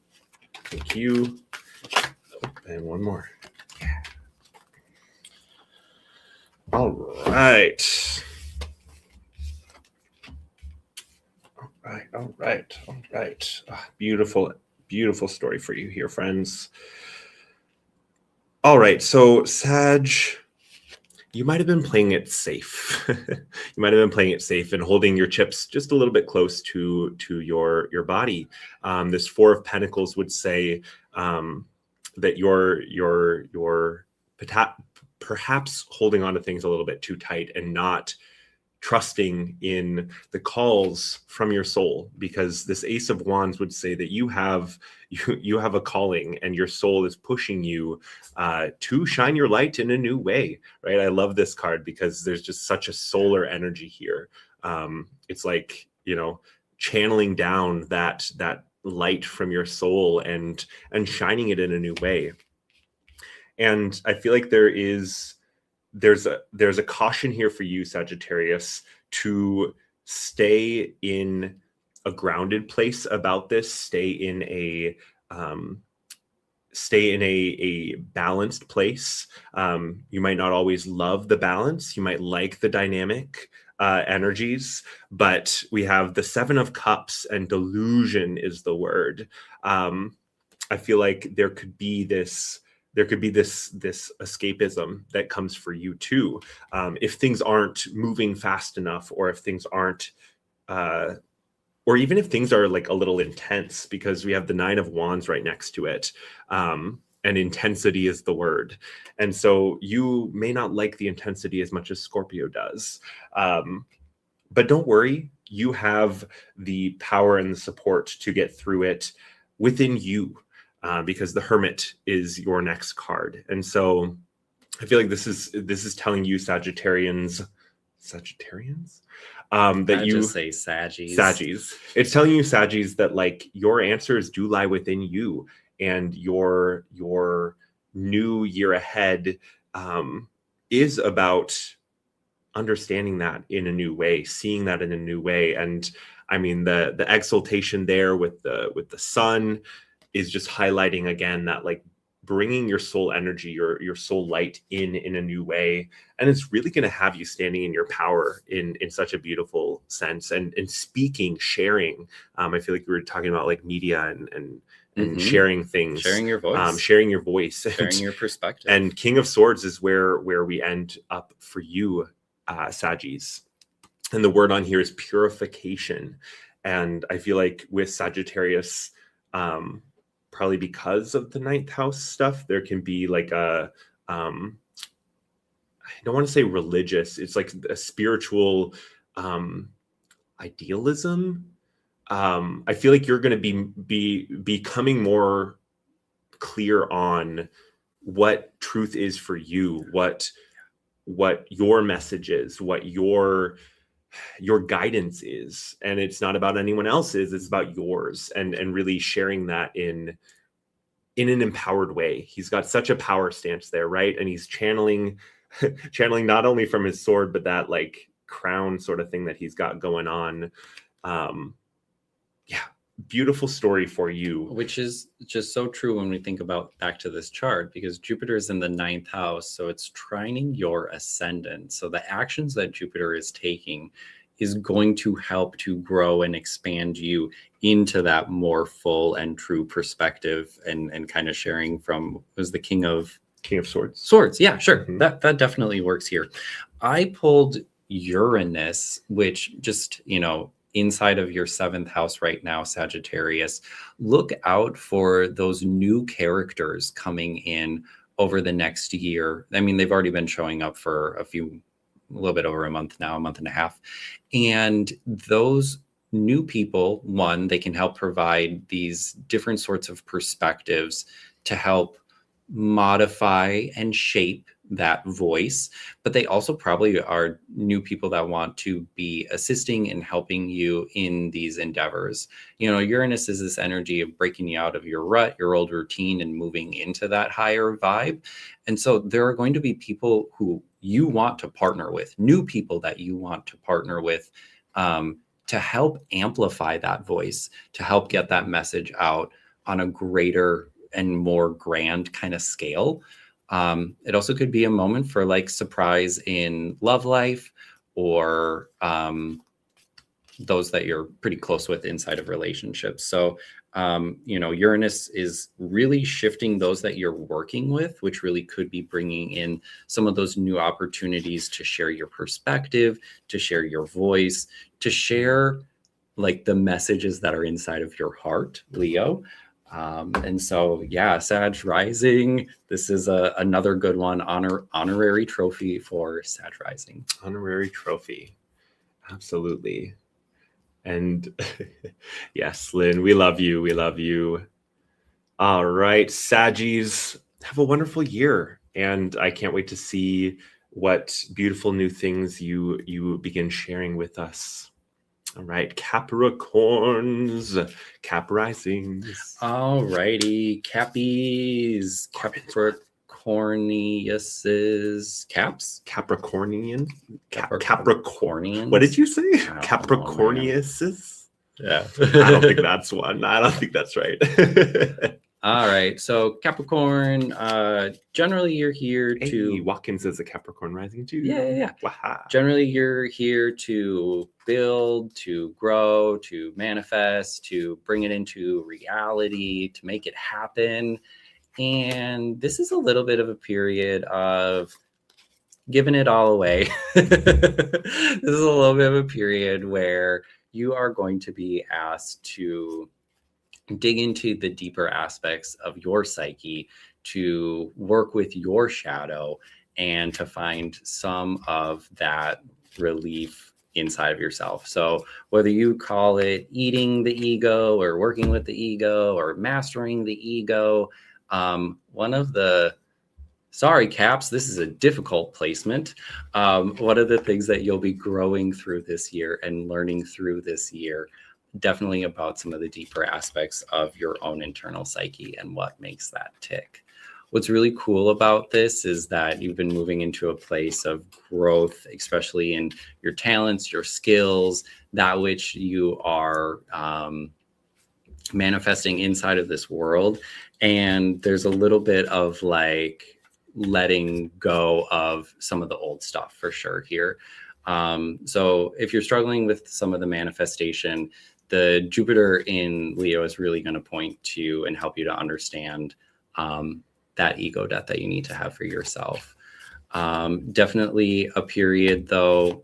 Now this is the 8th house, so this could be really related to things that are going on with your partner and their finances, or the ways that you are sharing energy with other people. So this could be on a positive side. This could be a little bit of a boon or a boost for any of those that you're working with. It might be a way that they can kind of step into a like I hope we have some good stuff for Jake around the corner is essentially what I'm saying, because it's not necessarily the best thing for me. But yeah, help to heal the trauma, you know. Consider it being like somebody new coming in who can help you to kind of work through that shadow, or work through some of those new and burgeoning skills. With Pluto inside of Aquarius, you might be having a lot of activations in your clairs. A lot of your psychic gifts might be coming online at this time. And Jupiter inside of your 8th house might point to someone who's here to help you with that. Someone who can assist you in figuring out how all of that goes. There's definitely wisdom from some sort of partner here that can help you get through one of the more difficult periods.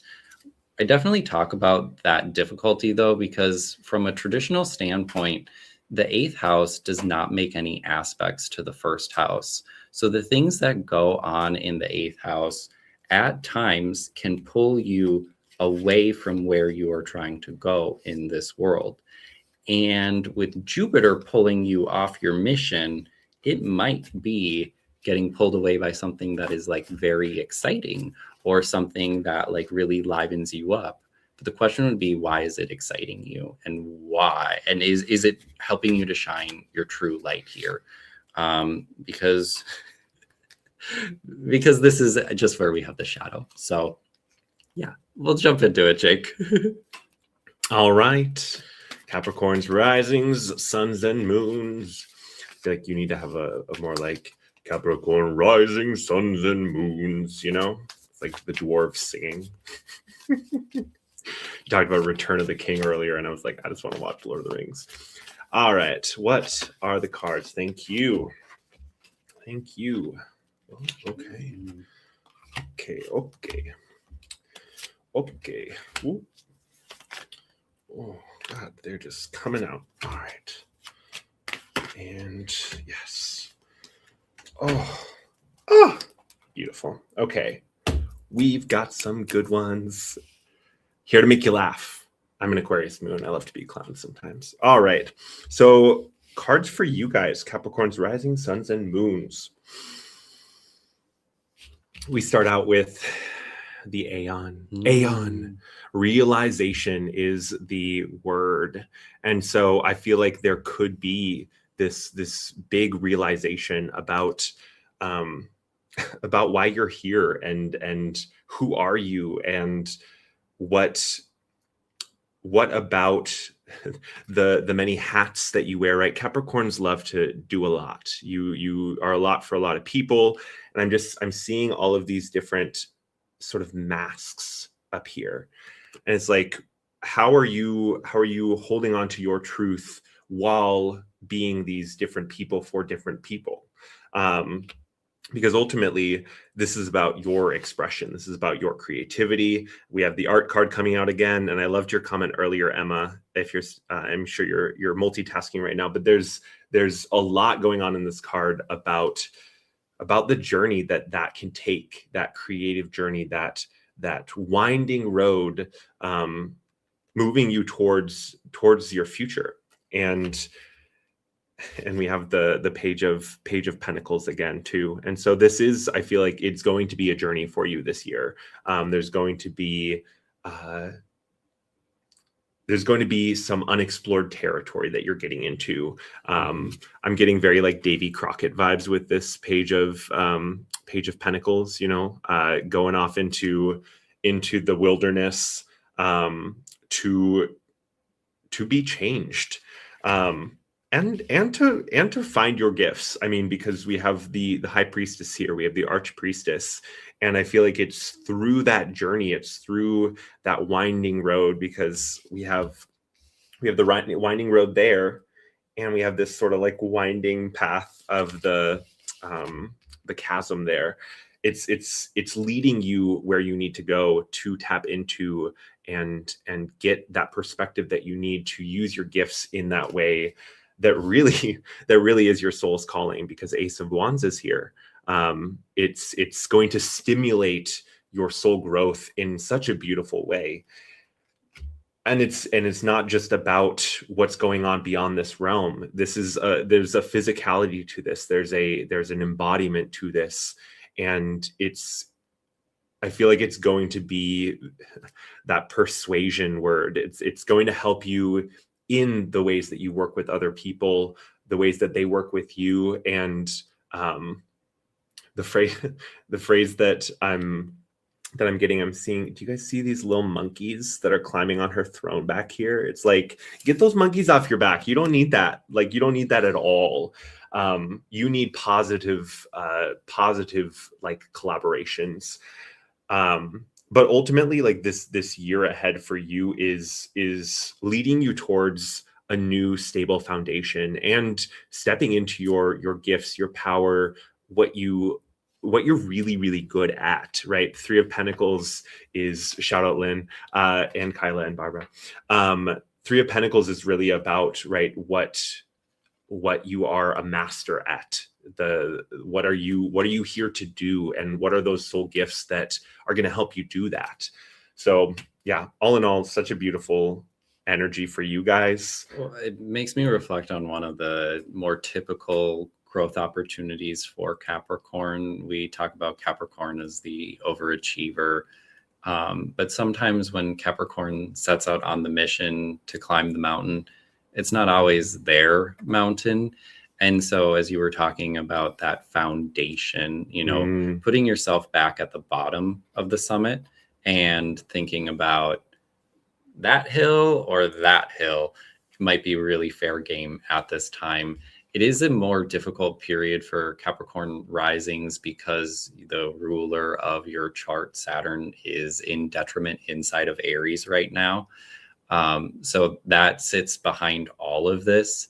However, now those two planets, Saturn and Jupiter, are going to be more in an area where they'll be trining each other. And so creating that new foundation from which you can be stepping out.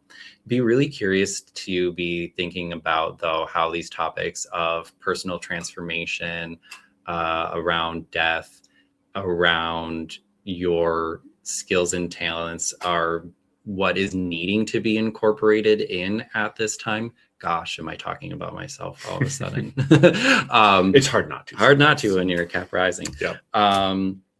I pulled the card Leo, though, and which just helped me to really think about, is this from my heart? Is this from my center? Or have I been on a mission that wasn't mine? And so there can be a little bit of a readjusting for Capricorn inside of this, especially because Uranus inside of your 6th house, you might find yourself just working in a different environment or working with different things. And these shifts might just help you to step more into your effulgent light and to help you to shine brighter, Capricorns. So really, really exciting there, in my opinion, but kind of a hard spot. Ain't gonna lie. Well, I mean, we think about the ways that the friction creates the beauty. I mean, I'm thinking about like a rock tumbler, right? Oh, you toss that rough stone in there, it tumbles you around, you're bumping this way and that, you're losing bits and pieces, but in the end it's worth it, because you come out this beautiful shining, crystal that's been polished, and you can really see all of the intricate, beautiful depths in that crystal, right? You can see the I love this pressure makes diamonds, because if we're back on the wheel, most of the planets are below the horizon. So really the universe is working on that internal change for you, Capricorns. And I mean, you've been going through this for a moment here. I really think Capricorns have been going through it ever since Pluto was in Capricorn. It just hasn't really stopped. And so, yeah. But the end of this year is going to look so different, and you're going to be so much more stable because of it. Yeah, beautiful. All right. Oh, and back to that Chiron energy, though, and back to the idea of, are you following your passion? Perhaps part of that Chiron ingress into your 5th house is a call or an activation to align more clearly with your own mountain and climbing your own mountain, because the 5th house is what lights you up personally. It's not what lights up your employer. It's what lights you up. Right. Always a good perspective to remember. What lights you up, not your employer. Well, for Capricorns, at least. Yeah, right. All right, Cap, rising suns and moons. Let us know what resonates, and good luck on the year ahead. You got this. I mean, I feel like you said at one point, it's a challenge. Well, Capricorn likes a challenge, I feel like. Well, and again, Jupiter in Leo, great condition. I mean, anything tough that happens, the universe is there to also provide like a positive outcome too. So, there's always that silver lining with Jupiter. There's always the glass that is half full with Jupiter. And so, yes, there'll be a little work here, Capricorns, but it's all for the best. We lost you. We are halfway through the wheel, and we are now moving into the Aquarius risings. Yeah, I'm sorry. I did not plug into the internet, so... Do you want to try to hop back in, or you want to just switch things over? We can do either. No, I'll get back in. Okay, wonderful. Yes, indeed. You are correct. The universe will always catch me. Yeah. I love your comment, Emma. Compasses don't always have to point north. Thinking pirate treasure. Yeah, the Pirates of the Caribbean, when Captain Jack is following the compass back to his ship, right? I love it. Laura Lee, I love it. Hello, good to see you, Laura Lee. Oh, shout out Laura Lee. Shout out Laura Lee. Laura Lee said, "It's been a bitch to say in gentle terms." There you go. There you go. Yeah, it is. It is indeed. Love that. All right, back in action. Back in action. We're here, and we're moving. Y'all, we're halfway through. Woohoo! Aquarius, rising suns and moons. I'm gonna have to take a break and feed the cats after this. Okay. You can do that while I pull cards for. Shout out to everyone's furry friends. All right, Aquarius, the other Saturn-ruled sign here. So definitely some interesting things coming forward for you, being ruled by the old king and having Jupiter, the new king, coming into such prominence, while the old king is really dying in Aries right now. So gotta love that, Aquarius rising. We have Leo here in your 7th house. So what a blessing of like love and abundant, radiant relationships, all kinds of joys and pleasures with your partners, especially the karma of your partner too. From a traditional standpoint, the 7th house is not really about you. It's really about your partner over here on Jake's screen. And so like, if you find yourself in a serious relationship, a marriage, a working relationship, this is a time where there's going to be a lot of success for those that you are working with. And you know what, Aquarius, it's okay. You don't have to be center stage here. Help your buddy get to center stage, because it's their time to shine and it's your time to support them. So you may see a lot of growth and change in the people around you, especially as they come into this more full expression of their heart energy. You might step into areas of deeper like sharing and connection with people as a result of this, because the people that you are partnering with are now more secure inside of their hearts to kind of connect with you from that place. You can be providing a lot of warm, supportive encouragement for others throughout this time. Like you can be that advisor, that guru, that helper. And what you really want to be imposing, like from your side of things, Aquarius, because you're very comfortable being your own unique flavor. And this is really about helping those that are around you embrace that in a way that is almost second nature to you. So we often think about Aquarius as kind of the black sheep, but this is really about an energy that's helping others to understand, like, shit, I'm about to say like their black heart, but that's not right. Like the the black sheep in their heart, and how to share that with others. I feel like it would work better if you were saying rainbow sheep. Rainbow sheep with their rainbow heart. Rainbow sheep. Mercury pre-shadow, y'all. Forgive me, okay? Or black heart. Yeah, I know. I was like, this isn't the right thing to say at all. God. I mean, we Aquariuses can be cold sometimes, but you know. Yeah. You know, on the other side of this, in your first house, Pluto's been working through the first for a little bit here, really kind of changing up and perhaps asking you to embrace your rainbow heart a little bit more. Perhaps asking you to, to honor that. And to show that to others too, right? That's part of the expression of the first house, is what you're kind of putting on presentation. So everything that you've been working on, mustering up that for yourself and projecting that forward, now you can help your buddy with that too, and help others emerge into new forms of self and new expressions of self that are more aligned with the heart, that are more true on your journey of path of healing. And actually, like, the card that fell out for me as I've been talking was opposition. So thinking about that axis between who am I, who is the other, where do I end, where does the other begin? There's going to be a blurring of those lines over the next 13 months here, because you're going to be seeing so much of yourself in the other as they are working to probably embrace what they might consider to be a more Aquarian side of them. Yeah. Love it. I love it. Partner. All right, partner, go feed the cats. And we'll pull some feed cards for the Aquarius risings, suns, and moons. Aquarius rising, suns, and moons. What are those cards that want to come out for you? Thank you. Thank you. Thank you. Oh, and thank you. And, all right. All right. Ah, beautiful. All right, Aquarius, risings, suns, and moons. This is going to be a year of rising energy for you. We start out with the Six of Swords, ascendancy. And so I feel like there is going to be this expansion, this acceleration in your light, your capacity for that.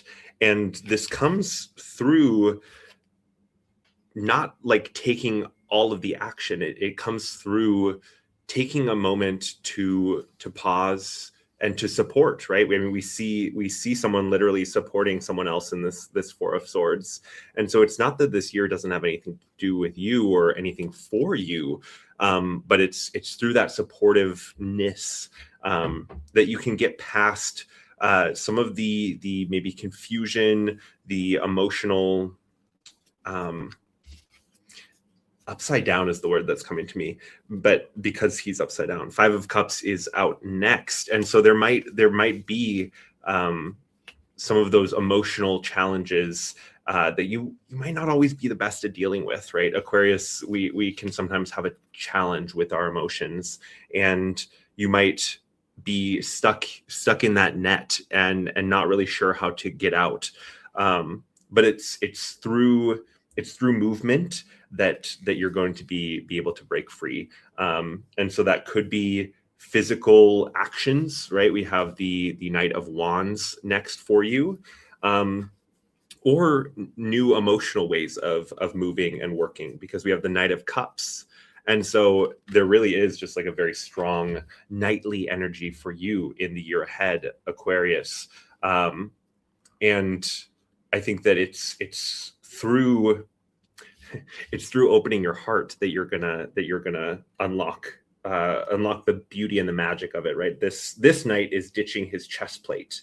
He's ditched his chest plate, and he's just hanging out in his lycra suit, having a good time, and definitely staying above the flames, right? There might be some chaos around you. There might be some tumultuous energy, but don't worry. You're gonna rise above it, and ultimately, this is about a birthing of a new energy for you, a new embodiment. Aquarius, you might be stuck in your head, you might be in more of that mental place, and this is about birthing a new way of embodying that soul energy, that soul light that we were talking about in the beginning. And it's through that not only like you are going to have that like beauty, that bounty, that expansion, but your friends, your little witch circle is going to have it too.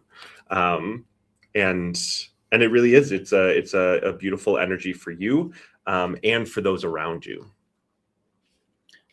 Yeah, there's something that you were talking about there with the transformation that, again, makes me go back to Chiron in the 4th house here. And so having some of this fixed energy, Aquarius, again, there's going to be all these fixed squares between Pluto and Chiron and Jupiter that are happening here.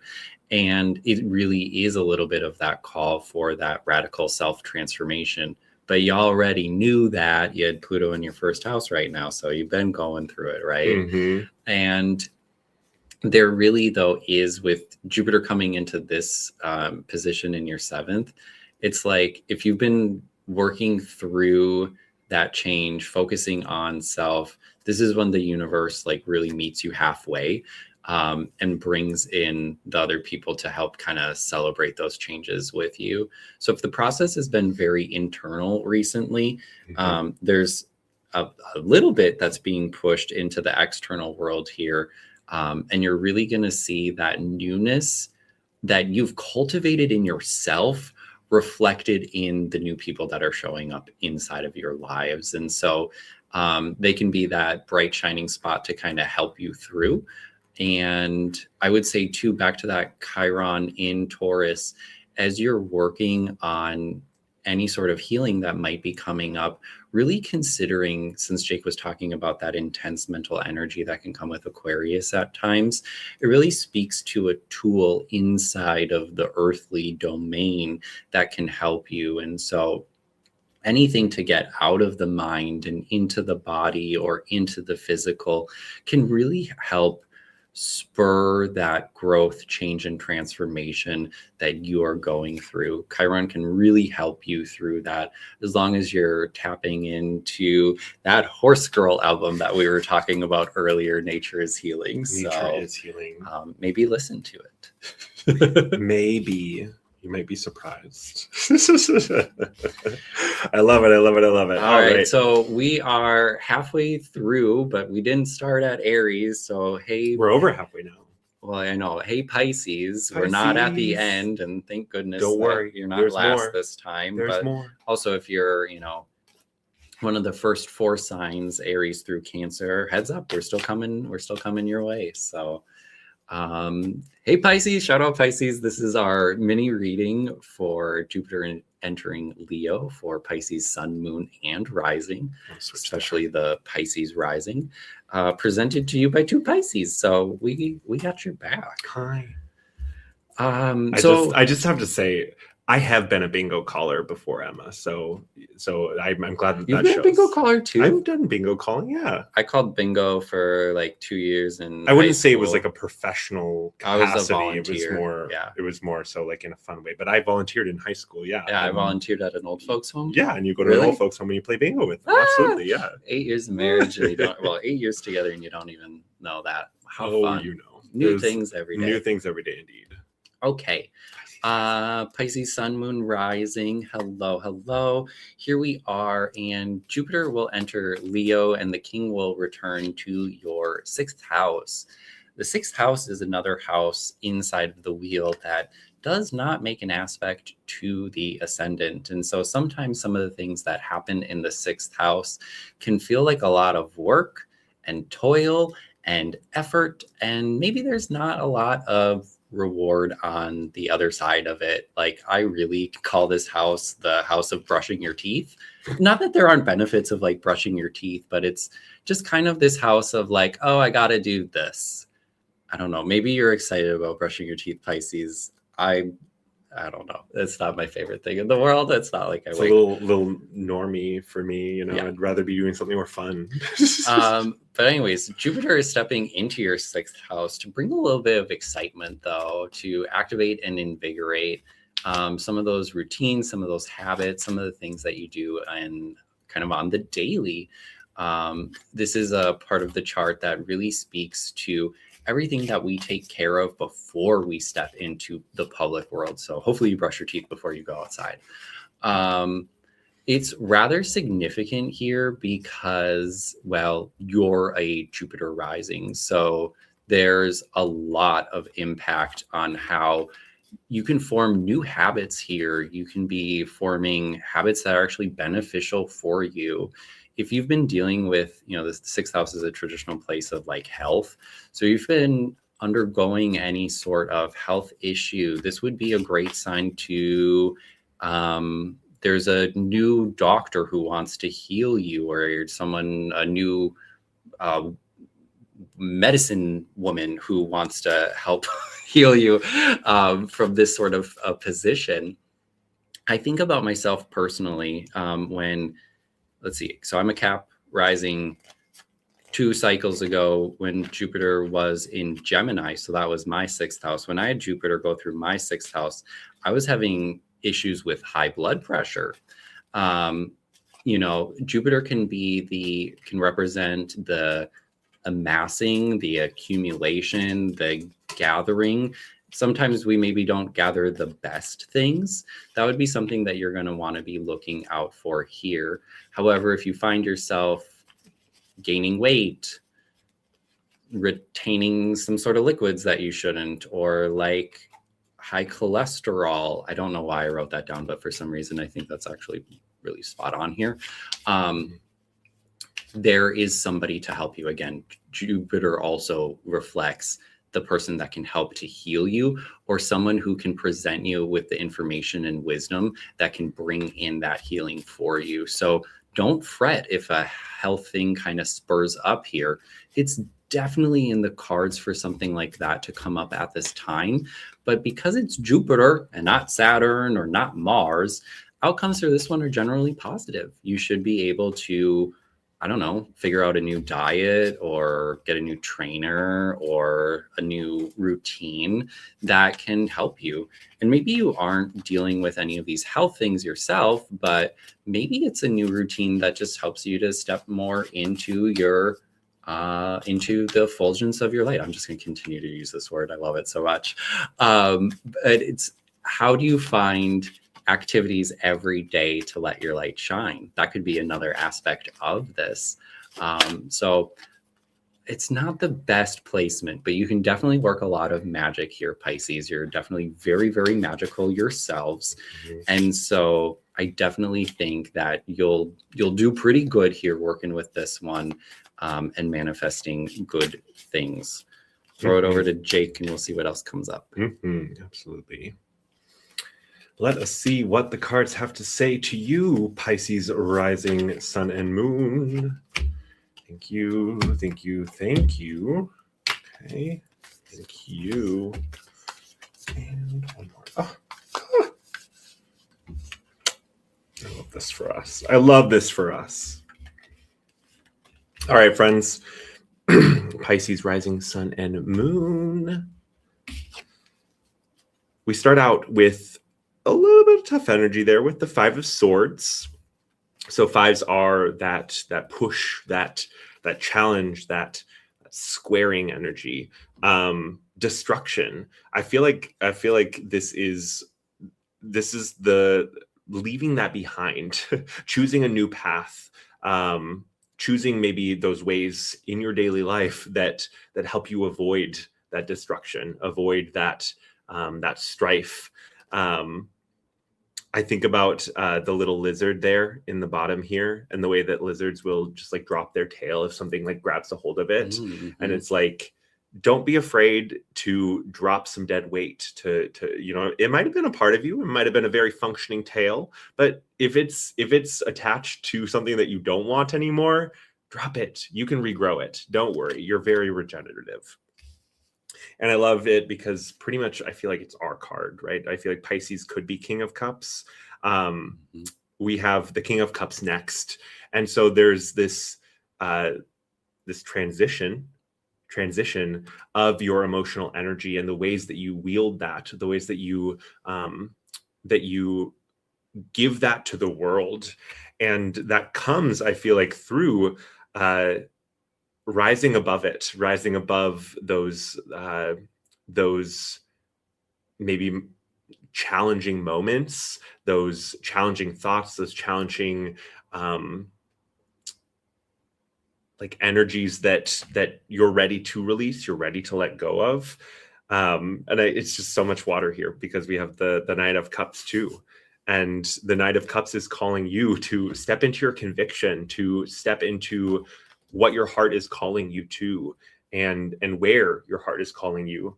And it's through your heart, it's through your emotions that you have that strength. I love how much the strength card has come out, y'all. I mean, if you didn't think tarot was real, do a Jupiter and Leo show and have strength come out all the time. Well, yeah, and we said overall this is great for everyone. So yeah, and it's through that strength that the abundance, the beauty, we have just such a positive ending for this, for you Pisces rising suns and moons, because we have the 10 of Pentacles.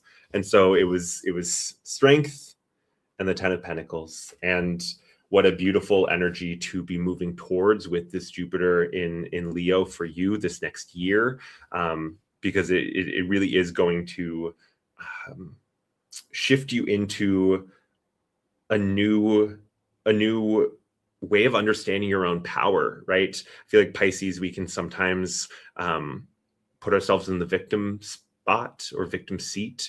Sometimes we can be so boundaryless that anything comes in, everything comes in. We don't see that boundary between us and the other. And so it's like this year for you is going to be a shift and a change in that perspective. And don't worry, Pisces, you'll still have those moments where the boundaries are gone and you have that beautiful, just like, you know, merging with the universe.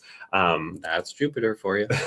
but it really is about like understanding your strength in a new way and understanding your place in this world in a new way, and really bringing in, like, I feel like the 10 of Pentacles can really be that like dream ending, that idyllic, like, you know, pot of gold at the end of the rainbow, if you will. So yeah, it's beautiful. And I'm seeing this, right? This looks like a river almost. Again, it's like that emotional piece for you. Don't be surprised if your emotions and how you handle them, how you understand them, do shift over the next year. Yeah. I pulled Ceres, which I love because, you know, we've talked kind of about the healing aspect of all of this and some of the like self-nurturing that might be required for Pisces at this time with the 6th house placement of Jupiter. But what's really cool is I also have the 3rd house that fell out here. And that's where we have Chiron, that second healing energy that's inside of the wheel right now. When I think about things that are situated inside of the 3rd house, it's close to home. If you are looking for a solution, if you are looking for an answer, it is close to home. It is in your local neighborhood. It might even be inside of your extended family. So if there is something that's going on, especially if it's personal too, making sure that you're starting within the confines of your own personal network. There might be someone who's already dealt with this problem And really just kind of chatting with them and talking with them can help to unlock some of those keys or codes or the advice or wisdom that you need at this time to make sure that you're doing the nurturing, the healing, and the taking care of that is required. Mm-hmm. Mm-hmm, mm-hmm, mm-hmm. Beautiful, beautiful, beautiful. Love you, Pisces. I mean, we are Pisces, so of course we love you. But Pisces rising suns and moons, have a wonderful year. It's going to be great. It's going to be great, great. And yes, exactly. Strength coming up a lot. Jupiter is awesome. We love Jupiter. Love Jupiter. Love Jupiter. I'm actually planning on getting a Zeus tattoo, like how soon? In like less than a month? Yeah. Yeah. I just feel like this is really appropriately timed. It is very appropriately timed. I love it. All right, Aries. Thanks for being patient. We know you're not very patient, but thank you. Thank you so much for sticking it out. Or just when has Pisces ever been ahead of you, right? Yeah, right. Thanks for giving us, our moment. Alrighty, so Aries, Sun, Moon, Rising, especially Rising. Welcome to your mini Jupiter in Leo reading. And I just want to start by giving you a hug. And like apologizing. It's really not fair what's going on to you right now, Aries, and I'm sorry, it's not your fault. But we should talk about Jupiter, but we're going to start by talking about Saturn going through your first. And that's why I'm just extending this hug and patting you on the back, because Saturn moving through your first might be the toughest thing out there. This is hard stuff, y'all, and it's your reality for the next period of time. Aries, Sun, Moon, Rising, come chat. Honestly, just come talk to me. There's a lot inside of what's going on with Saturn going through your first house. This generally tends to be some of the toughest transits that are out there. There's a lot of blocks, obstacles, things not working, things not manifesting, things being put on hold, things being put on pause. And for Aries, that's really different. It could lead to a lot of frustration. It can lead to a lot of anger. Okay, cool. So that's the table setting. That's where you've been for a little bit. The energy is shifting. So where's the energy shifting? What's helping you here? How is Jupiter helping you to manifest the better life that you want to have? Well, Jupiter's moving into your fifth house. This is wonderful. This is really beautiful stuff. We talk about the fifth house as a house of fun and games, but I've been talking about babies a lot already today. And so I'm just going to say it, Aries rising, go have that baby. Go help us with the next round of Starseeds? Yeah. Because the fifth house is traditionally the house of children, and Jupiter is about expanding. So if you've been thinking about expanding your family, whether through pregnancy, adoption, a pets are technically sixth, but maybe if you really, really, really love your pet, it might for be babies. For a baby, right? Now would be a perfect time for you to just step into something that really lights you up, and that can help to alleviate some of the difficulties that are going on in some of those other places. It's letting you know that there's an outlet that's really rewarding for you and really heart fulfilling for you, but more than likely it's new, and more than likely it's something that you haven't been working with yet. Although at the beginning of the show, we did talk about the different 12-year cycles with Jupiter. So maybe you dabbled with something back in 2014, 2015, or maybe you were in college in 2002 or 2003 and something really got your fancy then, and now is a return to that and bringing it in a new way that you can pour your energy into, and it really alleviates some of the toils that are going on at this time. It's a huge boost for your creative energy and juices. It's a period of exploding with new ideas and opportunities for expressing yourself. The fun begins to return. If it's been tough for a while, and I assume it has been, this helps you to connect with that joy to help make things a little bit lighter and easier for you. But again, the Saturn in the first, I just can't not unsee that. So Triggered. yeah, totally triggered. Totally like how people end up getting natal chart readings often. So I love when people show up, they're like, what's going on? I'm like, oh, well, it's Saturn on your ascendant, so let's talk about that. So keep eye on Saturn and your individual ascendant degree. It's going to help to understand when the pressures are increasing and decreasing. But again, as Jupiter moves into your 5th house, there is a little bit of return of joy. There is a little bit of return of the passion where you might have recently been getting the answer no on that. So yeah, return of the king of the fun of your life. I love that. I love that. All right, let's see what the cards have for you, Aries rising sun and moon. I feel like I need like a drum line to accompany me to your song. Thank you. Aries rising sun and moon, what are those cards for you? All right, they are coming out. Yes, thank you. And yeah, that one. And thank you. Okay. All right. All right.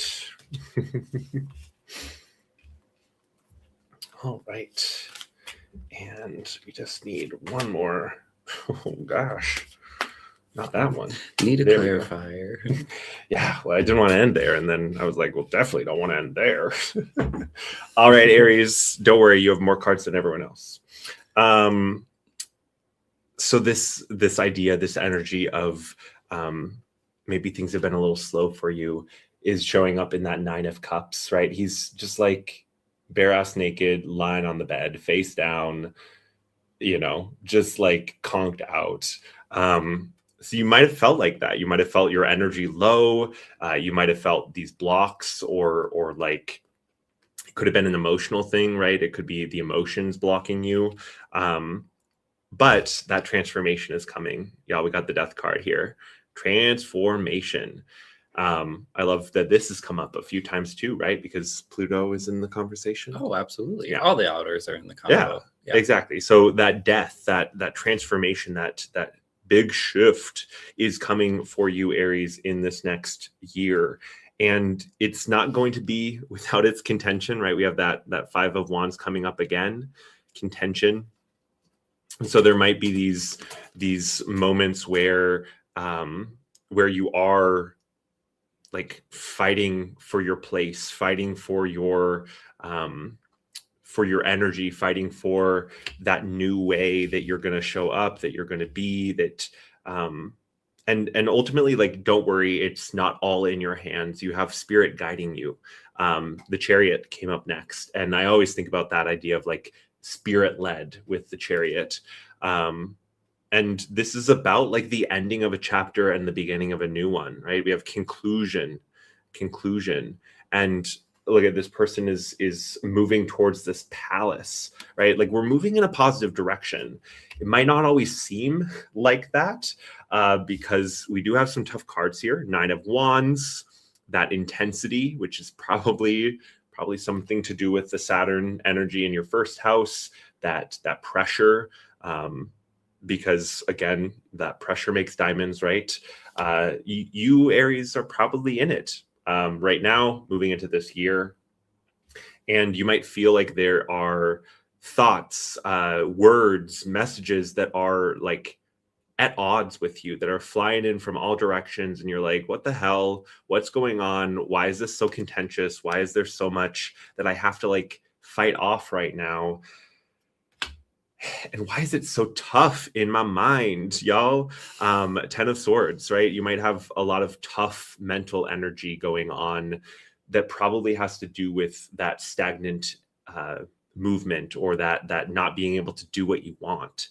I know Aries. I'm an Aries. I have Venus in Aries. Shout out Venus in Aries, folks. So like you can sometimes have tough mental thoughts about not getting your way, not getting what you want. But remember the other side of this, right? The it takes 10 swords to kill me. I'm so strong. Look at me. Don't worry, Aries. You have the strength. You have the strength. And ultimately, again, we have that Knight of Wands coming in, reminding you to take off your armor. Don't shut yourself down. Open your heart up. And it's through that heart opening expansion that you're going to rise above those flames. You're going to find your way to that solid ground that you're needing, right? And give you the energy, the movement, the that shift that you want, that you need at this time. I pulled conjunction and Juno. Okay, so the aspect conjunction and the asteroid Juno, which, you know, for Aries really makes me start to think about just the opposite side here with Libra, because Aries is so independently alone and tends to, you know, be doing it on their own. And so if we think back to the chart here, what has kind of clued me in two energies here, Uranus in the 3rd house and Jupiter in the 5th. The Uranus in the 3rd house, it, you know, can relate to having new experiences around town, doing new things with new people. And as we have Jupiter in the 5th, well, I mean, the 5th house is like, when someone asks me about when am I going to like fall in love, the 5th house is a great house to look at for like dating and romance. I guess there's all of this to say, like, when you follow your passion right now, Aries, there might be something karmically waiting for you that leads you to not be so alone or so on the mission by yourself at the end of the day. So it's a great time to take a little bit of a risk, to push yourself out of your comfort zone a little bit. And maybe it's uncomfortable to be in partnerships. I mean, you're Mars ruled, so, you know, that independent spirit rings true. But that could also really help you to go through the next 2 years while Saturn is still inside of Aries. And you might be able to find those connections through following the heart into some sort of creative expression of self, hobby, passion, whatever. Yeah, I love that, because we have these two birds, right? Two birds together. And the word here is affiliation, right? A very relational word. Yeah. And that's tied to your vitality, your energy.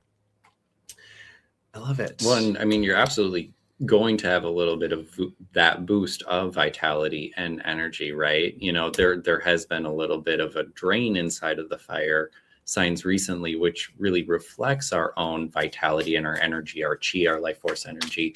But as Jupiter comes in, yeah, that battery's been a little bit recharged, and can help you to go. Wahoo! Emma has a stellium of Aries planets, so definitely something there for you, Emma. I feel the Aries energy too. I mean, I know we're Venus twins, so. All right, Aries rising, sun and moon. Thank you. Have a great year. You're gonna have beautiful shifts and changes, as we all are in this Jupiterian energy. Taurus, It's your turn. Taurus, hello, Taurus risings, sun and moons. This is your mini Jupiter in Leo reading, both from Astrology and Tarot. And if you yourself, Jupiter rising, Taurus rising, Jupiter will be entering your 4th house, your Leo house here in just the next couple of weeks. This is a very exciting and upgrading transformation, bringing to you upgrades in the home. I mean, this is really about having new foundational experiences. We've already talked about the 4th house as being a place where you go every single day for rest, regeneration, and transformation. And it's all to say that over the next 13 months that you are primed to be having these restorative moments that really bring you back to a place that is heart-centered. There's a bit of an opportunity right now to get in touch with that, for sure, after we've been healing some other aspects of self recently. And this is really calling you into a place where you're embracing any sort of childhood healing that needs to happen, anything that might have been actually stirred up while Jupiter was inside of Cancer, you get a little bit of a extended window to work on that mama trauma, or a little extended period to work on some of that inner child wound. I think it'd be really important for Taurus rising inside of the next year to make sure that you are planning out time to be working on that rest and restoration concept here, because you really will, it's really going to be beneficial for you. So this may include searching for ways to use your physical surroundings to assist you in growing your flame at this time. Since Chiron will be entering your first house, and you'll really be healing a deep aspect of identity as it's related to this physical world, as it's related to this beautiful, gracious, pleasurable, earthy aspect of you, you're going to be called to kind of work with your surroundings, your possessions, your values, and the things in your life to kind of create that most suitable home for you that can help to regenerate and restore you, even if you go there for like just a few minutes. You know, Taurus risings, you're very connected with the earth and the energies. We've had a lot of shows recently with our friend Beth where we've talked about building a deeper connection with the home. I think this is such a fun, cool, interesting idea for Taurus risings at this time to be deepening that relationship and that connection with the home, because your physical surroundings in a lot of ways can really help to reignite that flame. At the beginning, I talked about that Catholic burning heart, right? I really see that, think of that burning heart inside of your home. And this is a new opportunity for you to be kind of connecting with home in new ways, but then also to be like incorporating in the wisdom from your ancestors or your lineage to help, like, are you honoring them inside of the home? Are you calling on that way? Is it what it's called? The Sacred Heart of Jesus. Awesome. Hey, Zeus, Jupiter, Jesus, it's perfect. And so yeah, turning your home into your own personal retreat that restores and regenerates you, and having experiences that really grow that foundation from which you feel comfortable to move forward from. Beautiful time for the Taurus rising here. Taurus rising. I feel like you get a dwarf song too. Taurus rising, sun and moon. You know? I love this. It's fun. All right. What are the cards? Sorry. Huge opportunities for personal physical healing of your body. So, hey, Taurus rising, you got some bruises, you got some banged up things, you got some joints that don't work well or whatever. Again, how can you at home turn your home into that med bed that can help you with that? Because the magic is at home right now that you can tap into. And because we have Chiron in your first, so that, you know, here we have that fixed square still going on, and it's very important here for all of the fixed signs. But this is like self-healing through the work that you do at home. It also could be through deepening relationships with parents or children, like if you are the parent with the child, but just huge opportunities for physical healing. I just want to be very clear about, like, you can get rid of that ailment inside of the next year. Both Jupiter and Chiron will be helping offer new opportunities in your physical reality for that. I'm gonna reload. Got dropped. All right. Taurus rising, suns and moons. Taurus rising, suns and moons. Rising suns and moons. Let me know how you like my songs, guys. Hit the like button for the songs. All right, Taurus, what are those cards for you? Thank you. Oh, I love these cards. They're coming out so smoothly. All right. Oh. Whoa.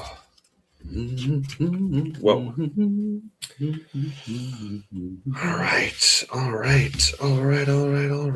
Oh, wow. What a beautiful energy for you guys. What a beautiful energy we have for you, beautiful, beautiful friends. And we got Corbin back. He's back. He's back.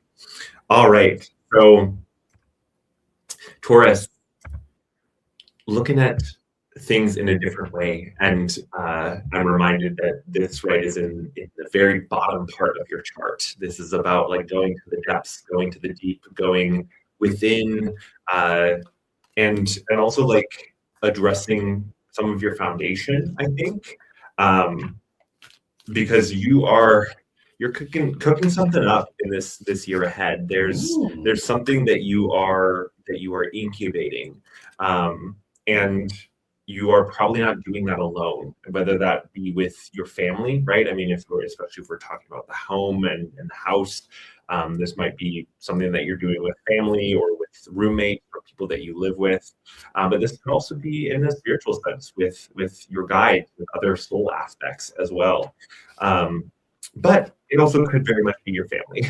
10 of Cups comes out here and really is just such a beautiful sign for you, and the bounty, the beauty, the abundance that is coming in for you in this year ahead. And it largely has to do with your power and your we have the Emperor, right? This is about like what you are, how you're stepping into your power in the world, and how you are.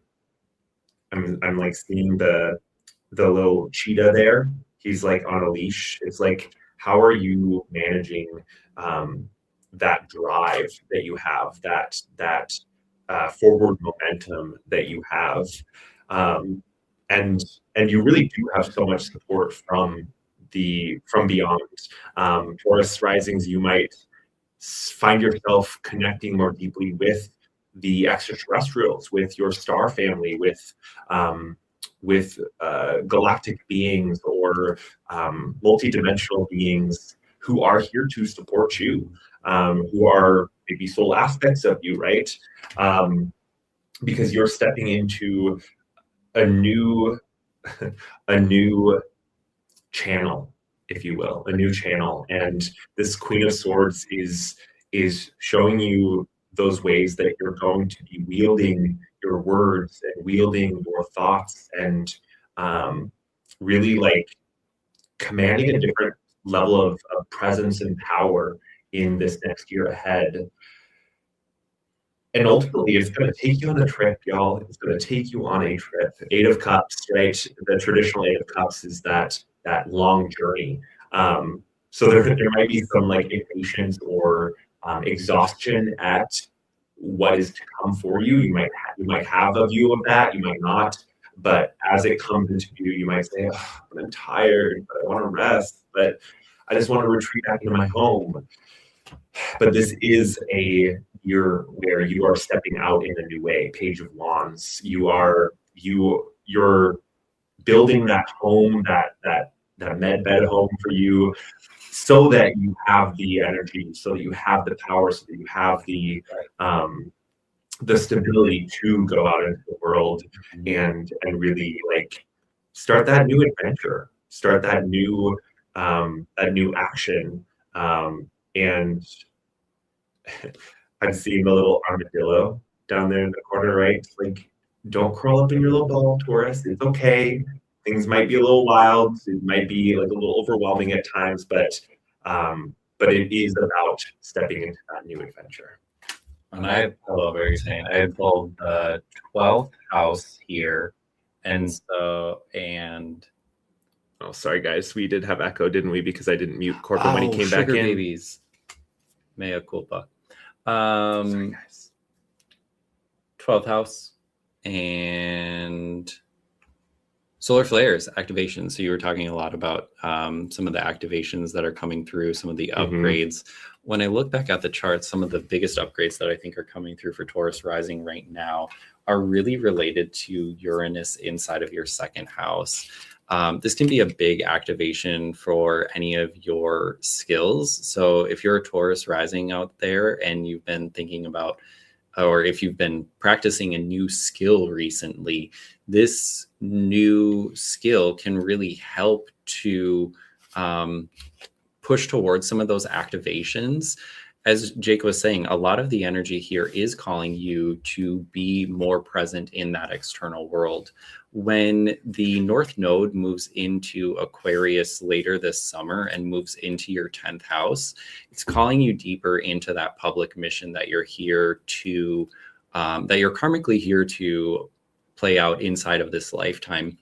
What's really cool about the activations that are happening right now is you'll be moving into that public role using and utilizing some of these new skills that you have just started kind of dabbling with more recently.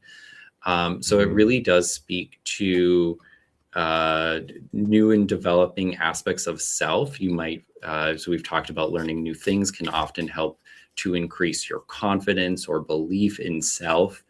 So if you've been, if you haven't been sharing some of those things quite yet, Jupiter entering your 4th would say, safe place to share that at home. Get comfortable doing that fast here, because very, very quickly, the universe will be calling you to start sharing that with others beyond your 4 walls. But you'll have a lot of comfort and joy just doing it at home for a little bit here too. That's all as a lead up to bring it out externally. There have been a few things that you've said today that have reminded me of like old Sunday school songs. And there's one that's like comfort and joy. Oh, it's like a Christmas song, but it has comfort and joy in it. And then there's one other one that you were singing. Tidings of comfort and joy. Yeah, tidings of comfort and joy. Yeah. I mean, holly jolly Christmas, Jupiter jolly, right? You know, sure. It's the same thing. Sure. All right, Taurus, rising suns and moons. Good luck with the year ahead. Sorry we were echoey for yours, but hopefully the messages were still loud and clear, and we love you. All right. We're almost there, y'all. Gemini. 2 more to Just go. Gemini and Cancer left, y'all. Gemini and Cancer. All righty. Hey, Gemini, Sun, Moon, and Rising. Welcome to your mini Jupiter in Leo tarot and astrology reading. The forecast here for the next 13 months as Jupiter enters your 3rd house of communication and your local environment. I love to think of the 3rd house as your own personal fish tank. So the water, the pebbles, the other fish, it really reflects the environment that's around you at all times. And of course, extending beyond the home. Gemini, this is a really interesting time though, because you have Uranus in your 1st house, and that is a very, very, very activating. So definitely more of an exciting read here, even though that we're winding down and getting close to the end. But ring, Gemini, who's that on the phone? Or hello, Mom? blowing up your DMs or your inbox or trying to get in touch with you or whatever. Hey, it's Jupiter.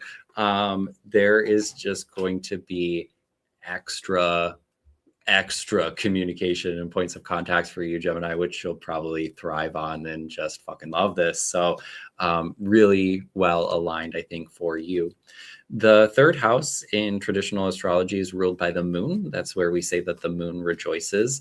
And so the 3rd house holds a whole bunch of really cool significations that are related to all of the benefits of the moon, whether that be nurturing, self-expression, the face that you have.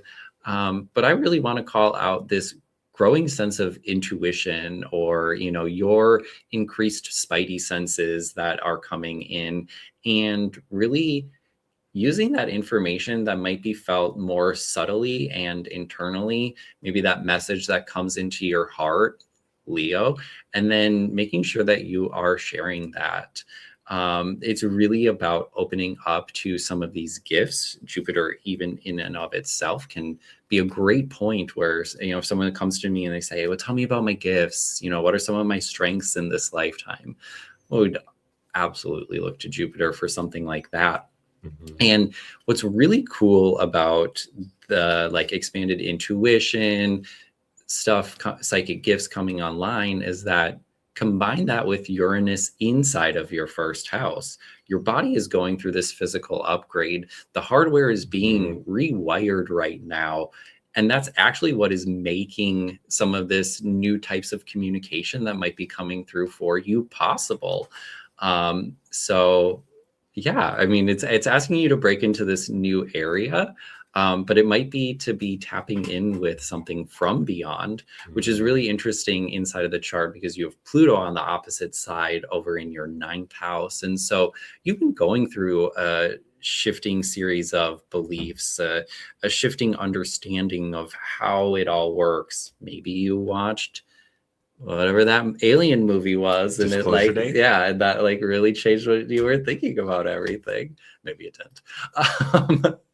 But it's definitely a period here of expansion for you, and you're really going to notice it through the words that you use, through the type of conversations that you have, through the topics that are running through your mind, and really making sure that that's aligning with this new bright heart that is being developed inside of you. A lot of what I kind of think about with the 1st and the 3rd house, again, it's so much upgrade to like that physical system. And I really see you stepping into more of your heart center, and being able to orient and move from there, because the 3rd house has a lot of significations around just how we get around town. And so there can be a lot more about being led or guided by what's in your heart, rather than what's in your mind, Gemini. I know you're always really working a lot up here, but it might be about bringing the energy center into the chest and helping that chi, that life force energy from your heart, be the thing that kind of guides you as you move forward. So a really exciting time for Gemini. I'd love to hear about some of the things that are coming online for you, Gemini, Sun, Moon, and Rising, just because I think the Uranus activation is really, really strong here. And while Jupiter in your 3rd is really cool, I think it will only help to grow that which Uranus is already bringing in. So yeah. Absolutely. We definitely have some Geminis in the chat. Bye, Emma. Thanks for hanging out with us for so long. We love you. Have a wonderful rest of your day. It's been a while, hasn't it? It has been, yeah. And thank you for your encouragement, guys. I see you, Ken. Thanks. We're tapping into that higher self stamina. All right, friends. We having a dinner. Oh, we ate before this. We ate a little bit. We should have probably eaten a little bit more, but it's okay. We are here and we are almost there. All right, Gemini vibes. Gemini, Sun, Moon, and Rising, but especially those rising. What are those cards for you? Thank you. All right. Thank you. Cards are a little jank here. What else? Oh, thank you. All right. Gemini, risings, suns, and moons. Yeah, it is. It's about what you've developed and you've culminated, and perhaps what you've learned from others, from other soul aspects.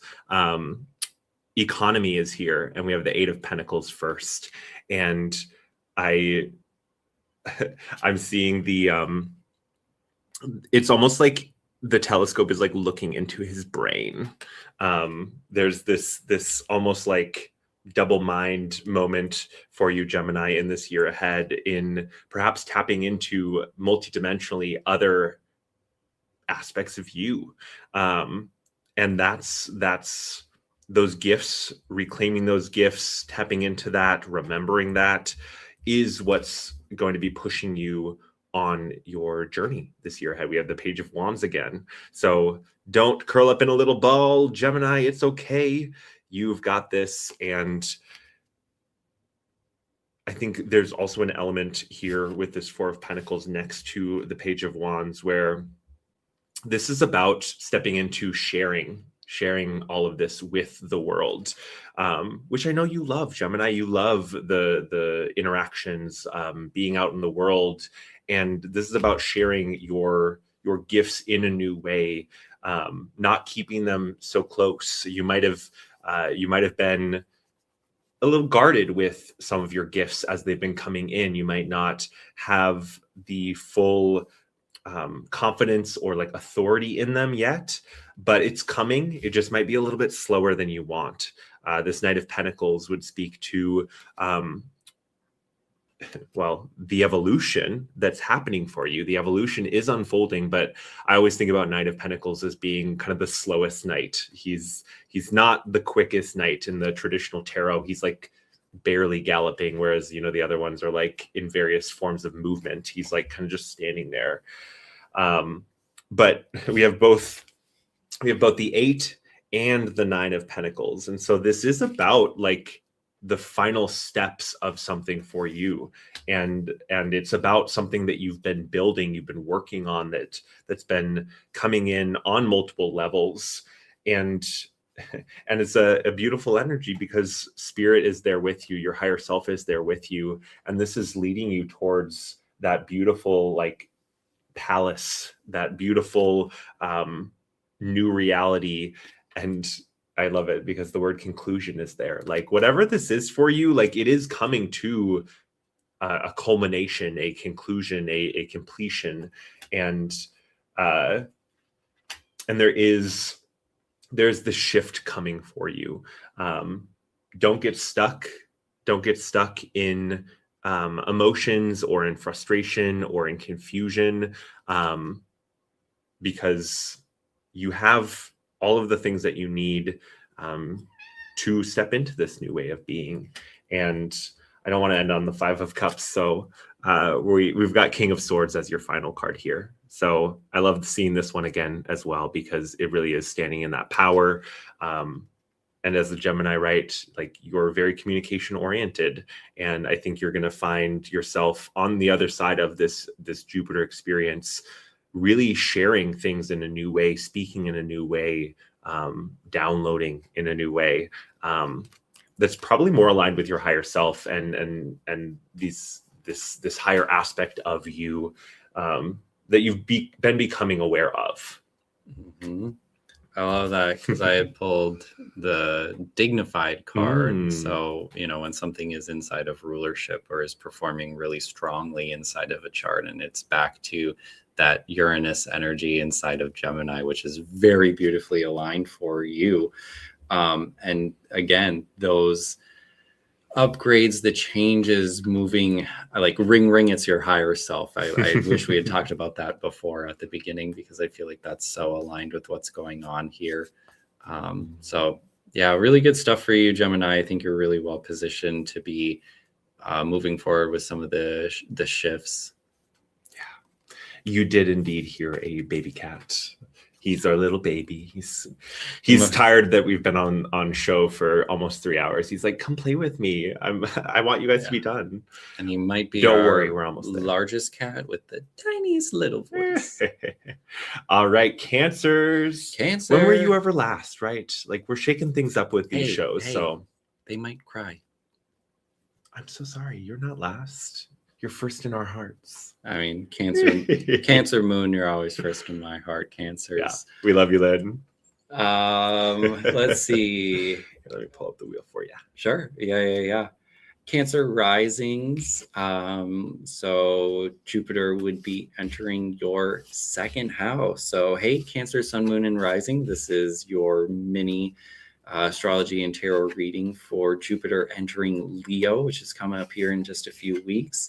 And you know what, Cancer? You like to stay inside of your shell, that's for sure.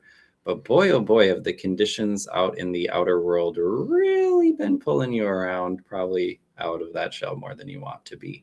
You see, all of the energy from the outer planets right now is in the top half of the sphere, and that is really where we are interacting with others. So it might be a little bit of a period of discomfort that has been going on for Cancer risings. But the great news here with Jupiter entering your second house would be that the universe is giving you a little bit of a tool here to help you with your next stage. So one of the most important things that we see happening when Jupiter enters the second house, and I've talked about this a few times, the second house and its importance of learning new skills, around mastering something that you can do. This is one of the most simple and easiest ways for you to grow self-esteem, to grow belief in self, and to really just start to see things in a more optimistic kind of a way, right? This is really about some actions that you're being called to take to prove to yourself how much you got it, how much you're worth. And the outcomes here are like pretty darn good for you, Cancer rising, because you have such a strong affinity with the planet Jupiter already. Jupiter, just spent the last year inside of your first house. And so if you went through some physical changes inside of the last year, or at least some changes on how you decided to show up inside of the world, into a new role that you were taking on, this is about expanding that and about putting another feather inside of your cap that leads you on that external mission even further.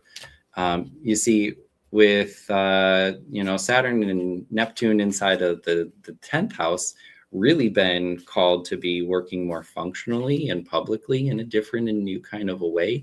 Might have been taking on different roles inside of your family or inside of the public sphere that you find yourself in, could even be at work itself.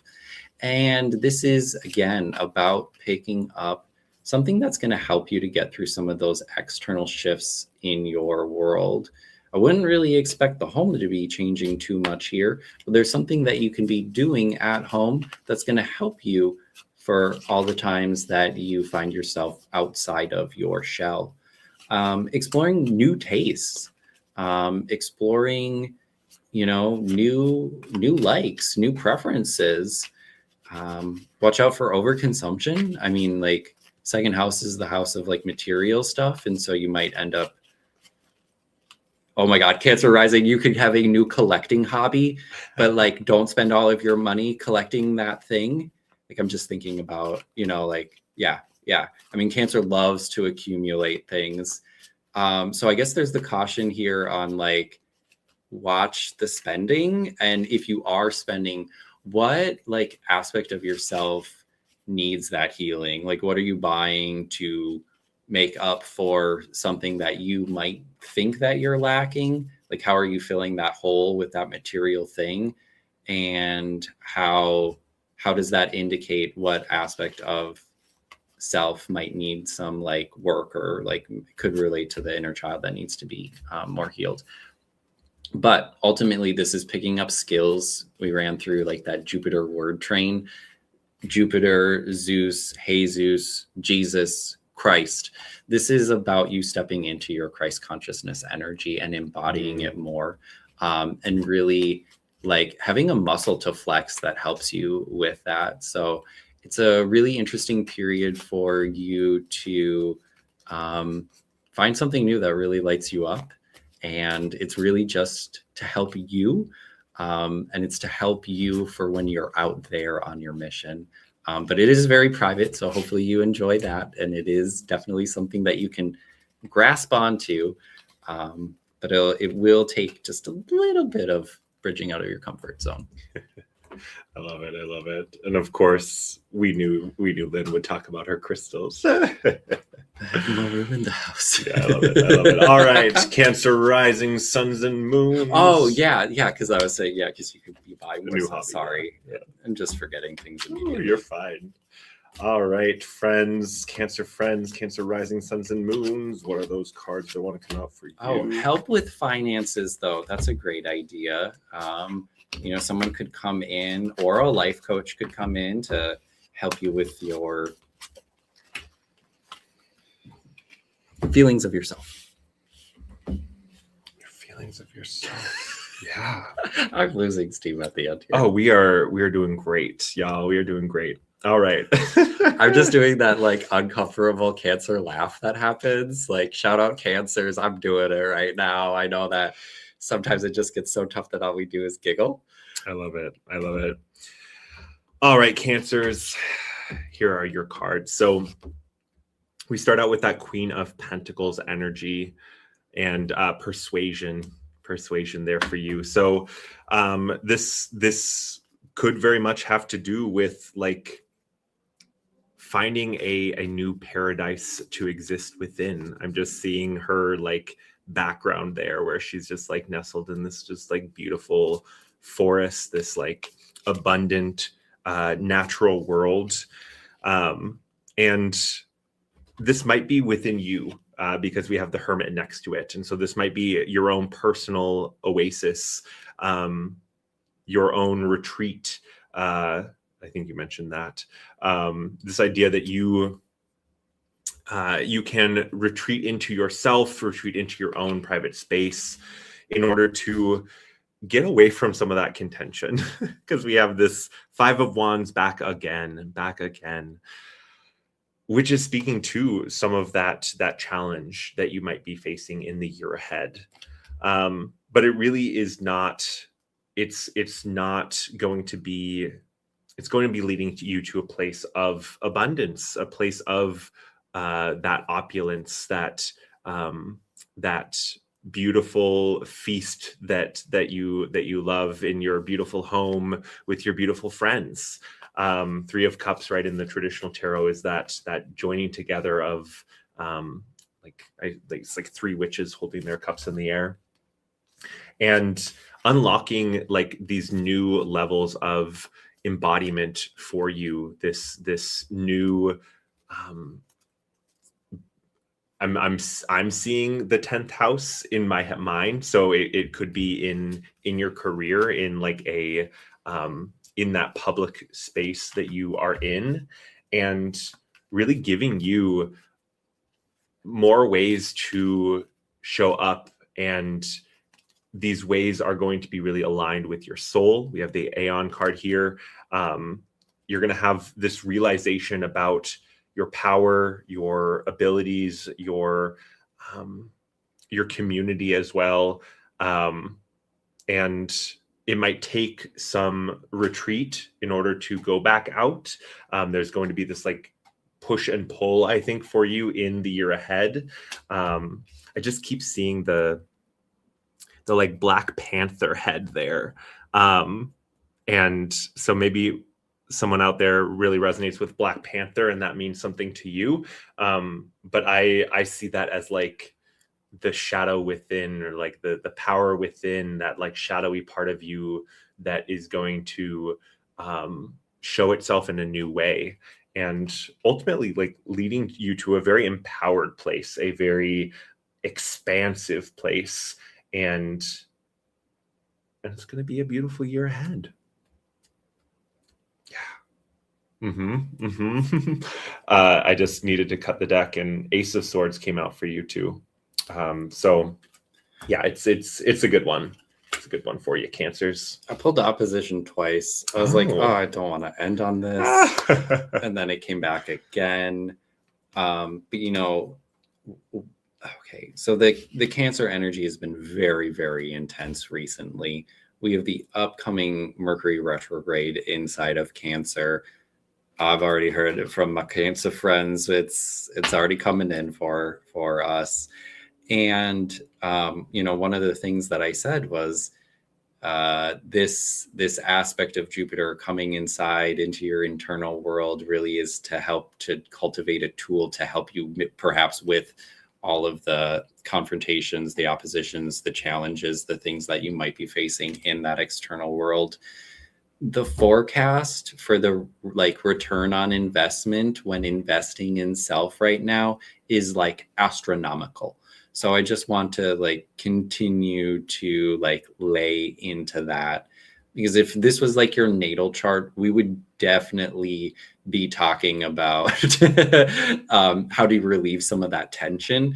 And in this chart, the tension is relieved with the Jupiter energy. And so inside of that second house, developing things for you can be so beneficial for overcoming some of the things that are going on inside of the kind of shifting landscape and shifting seas that you might find yourself in. So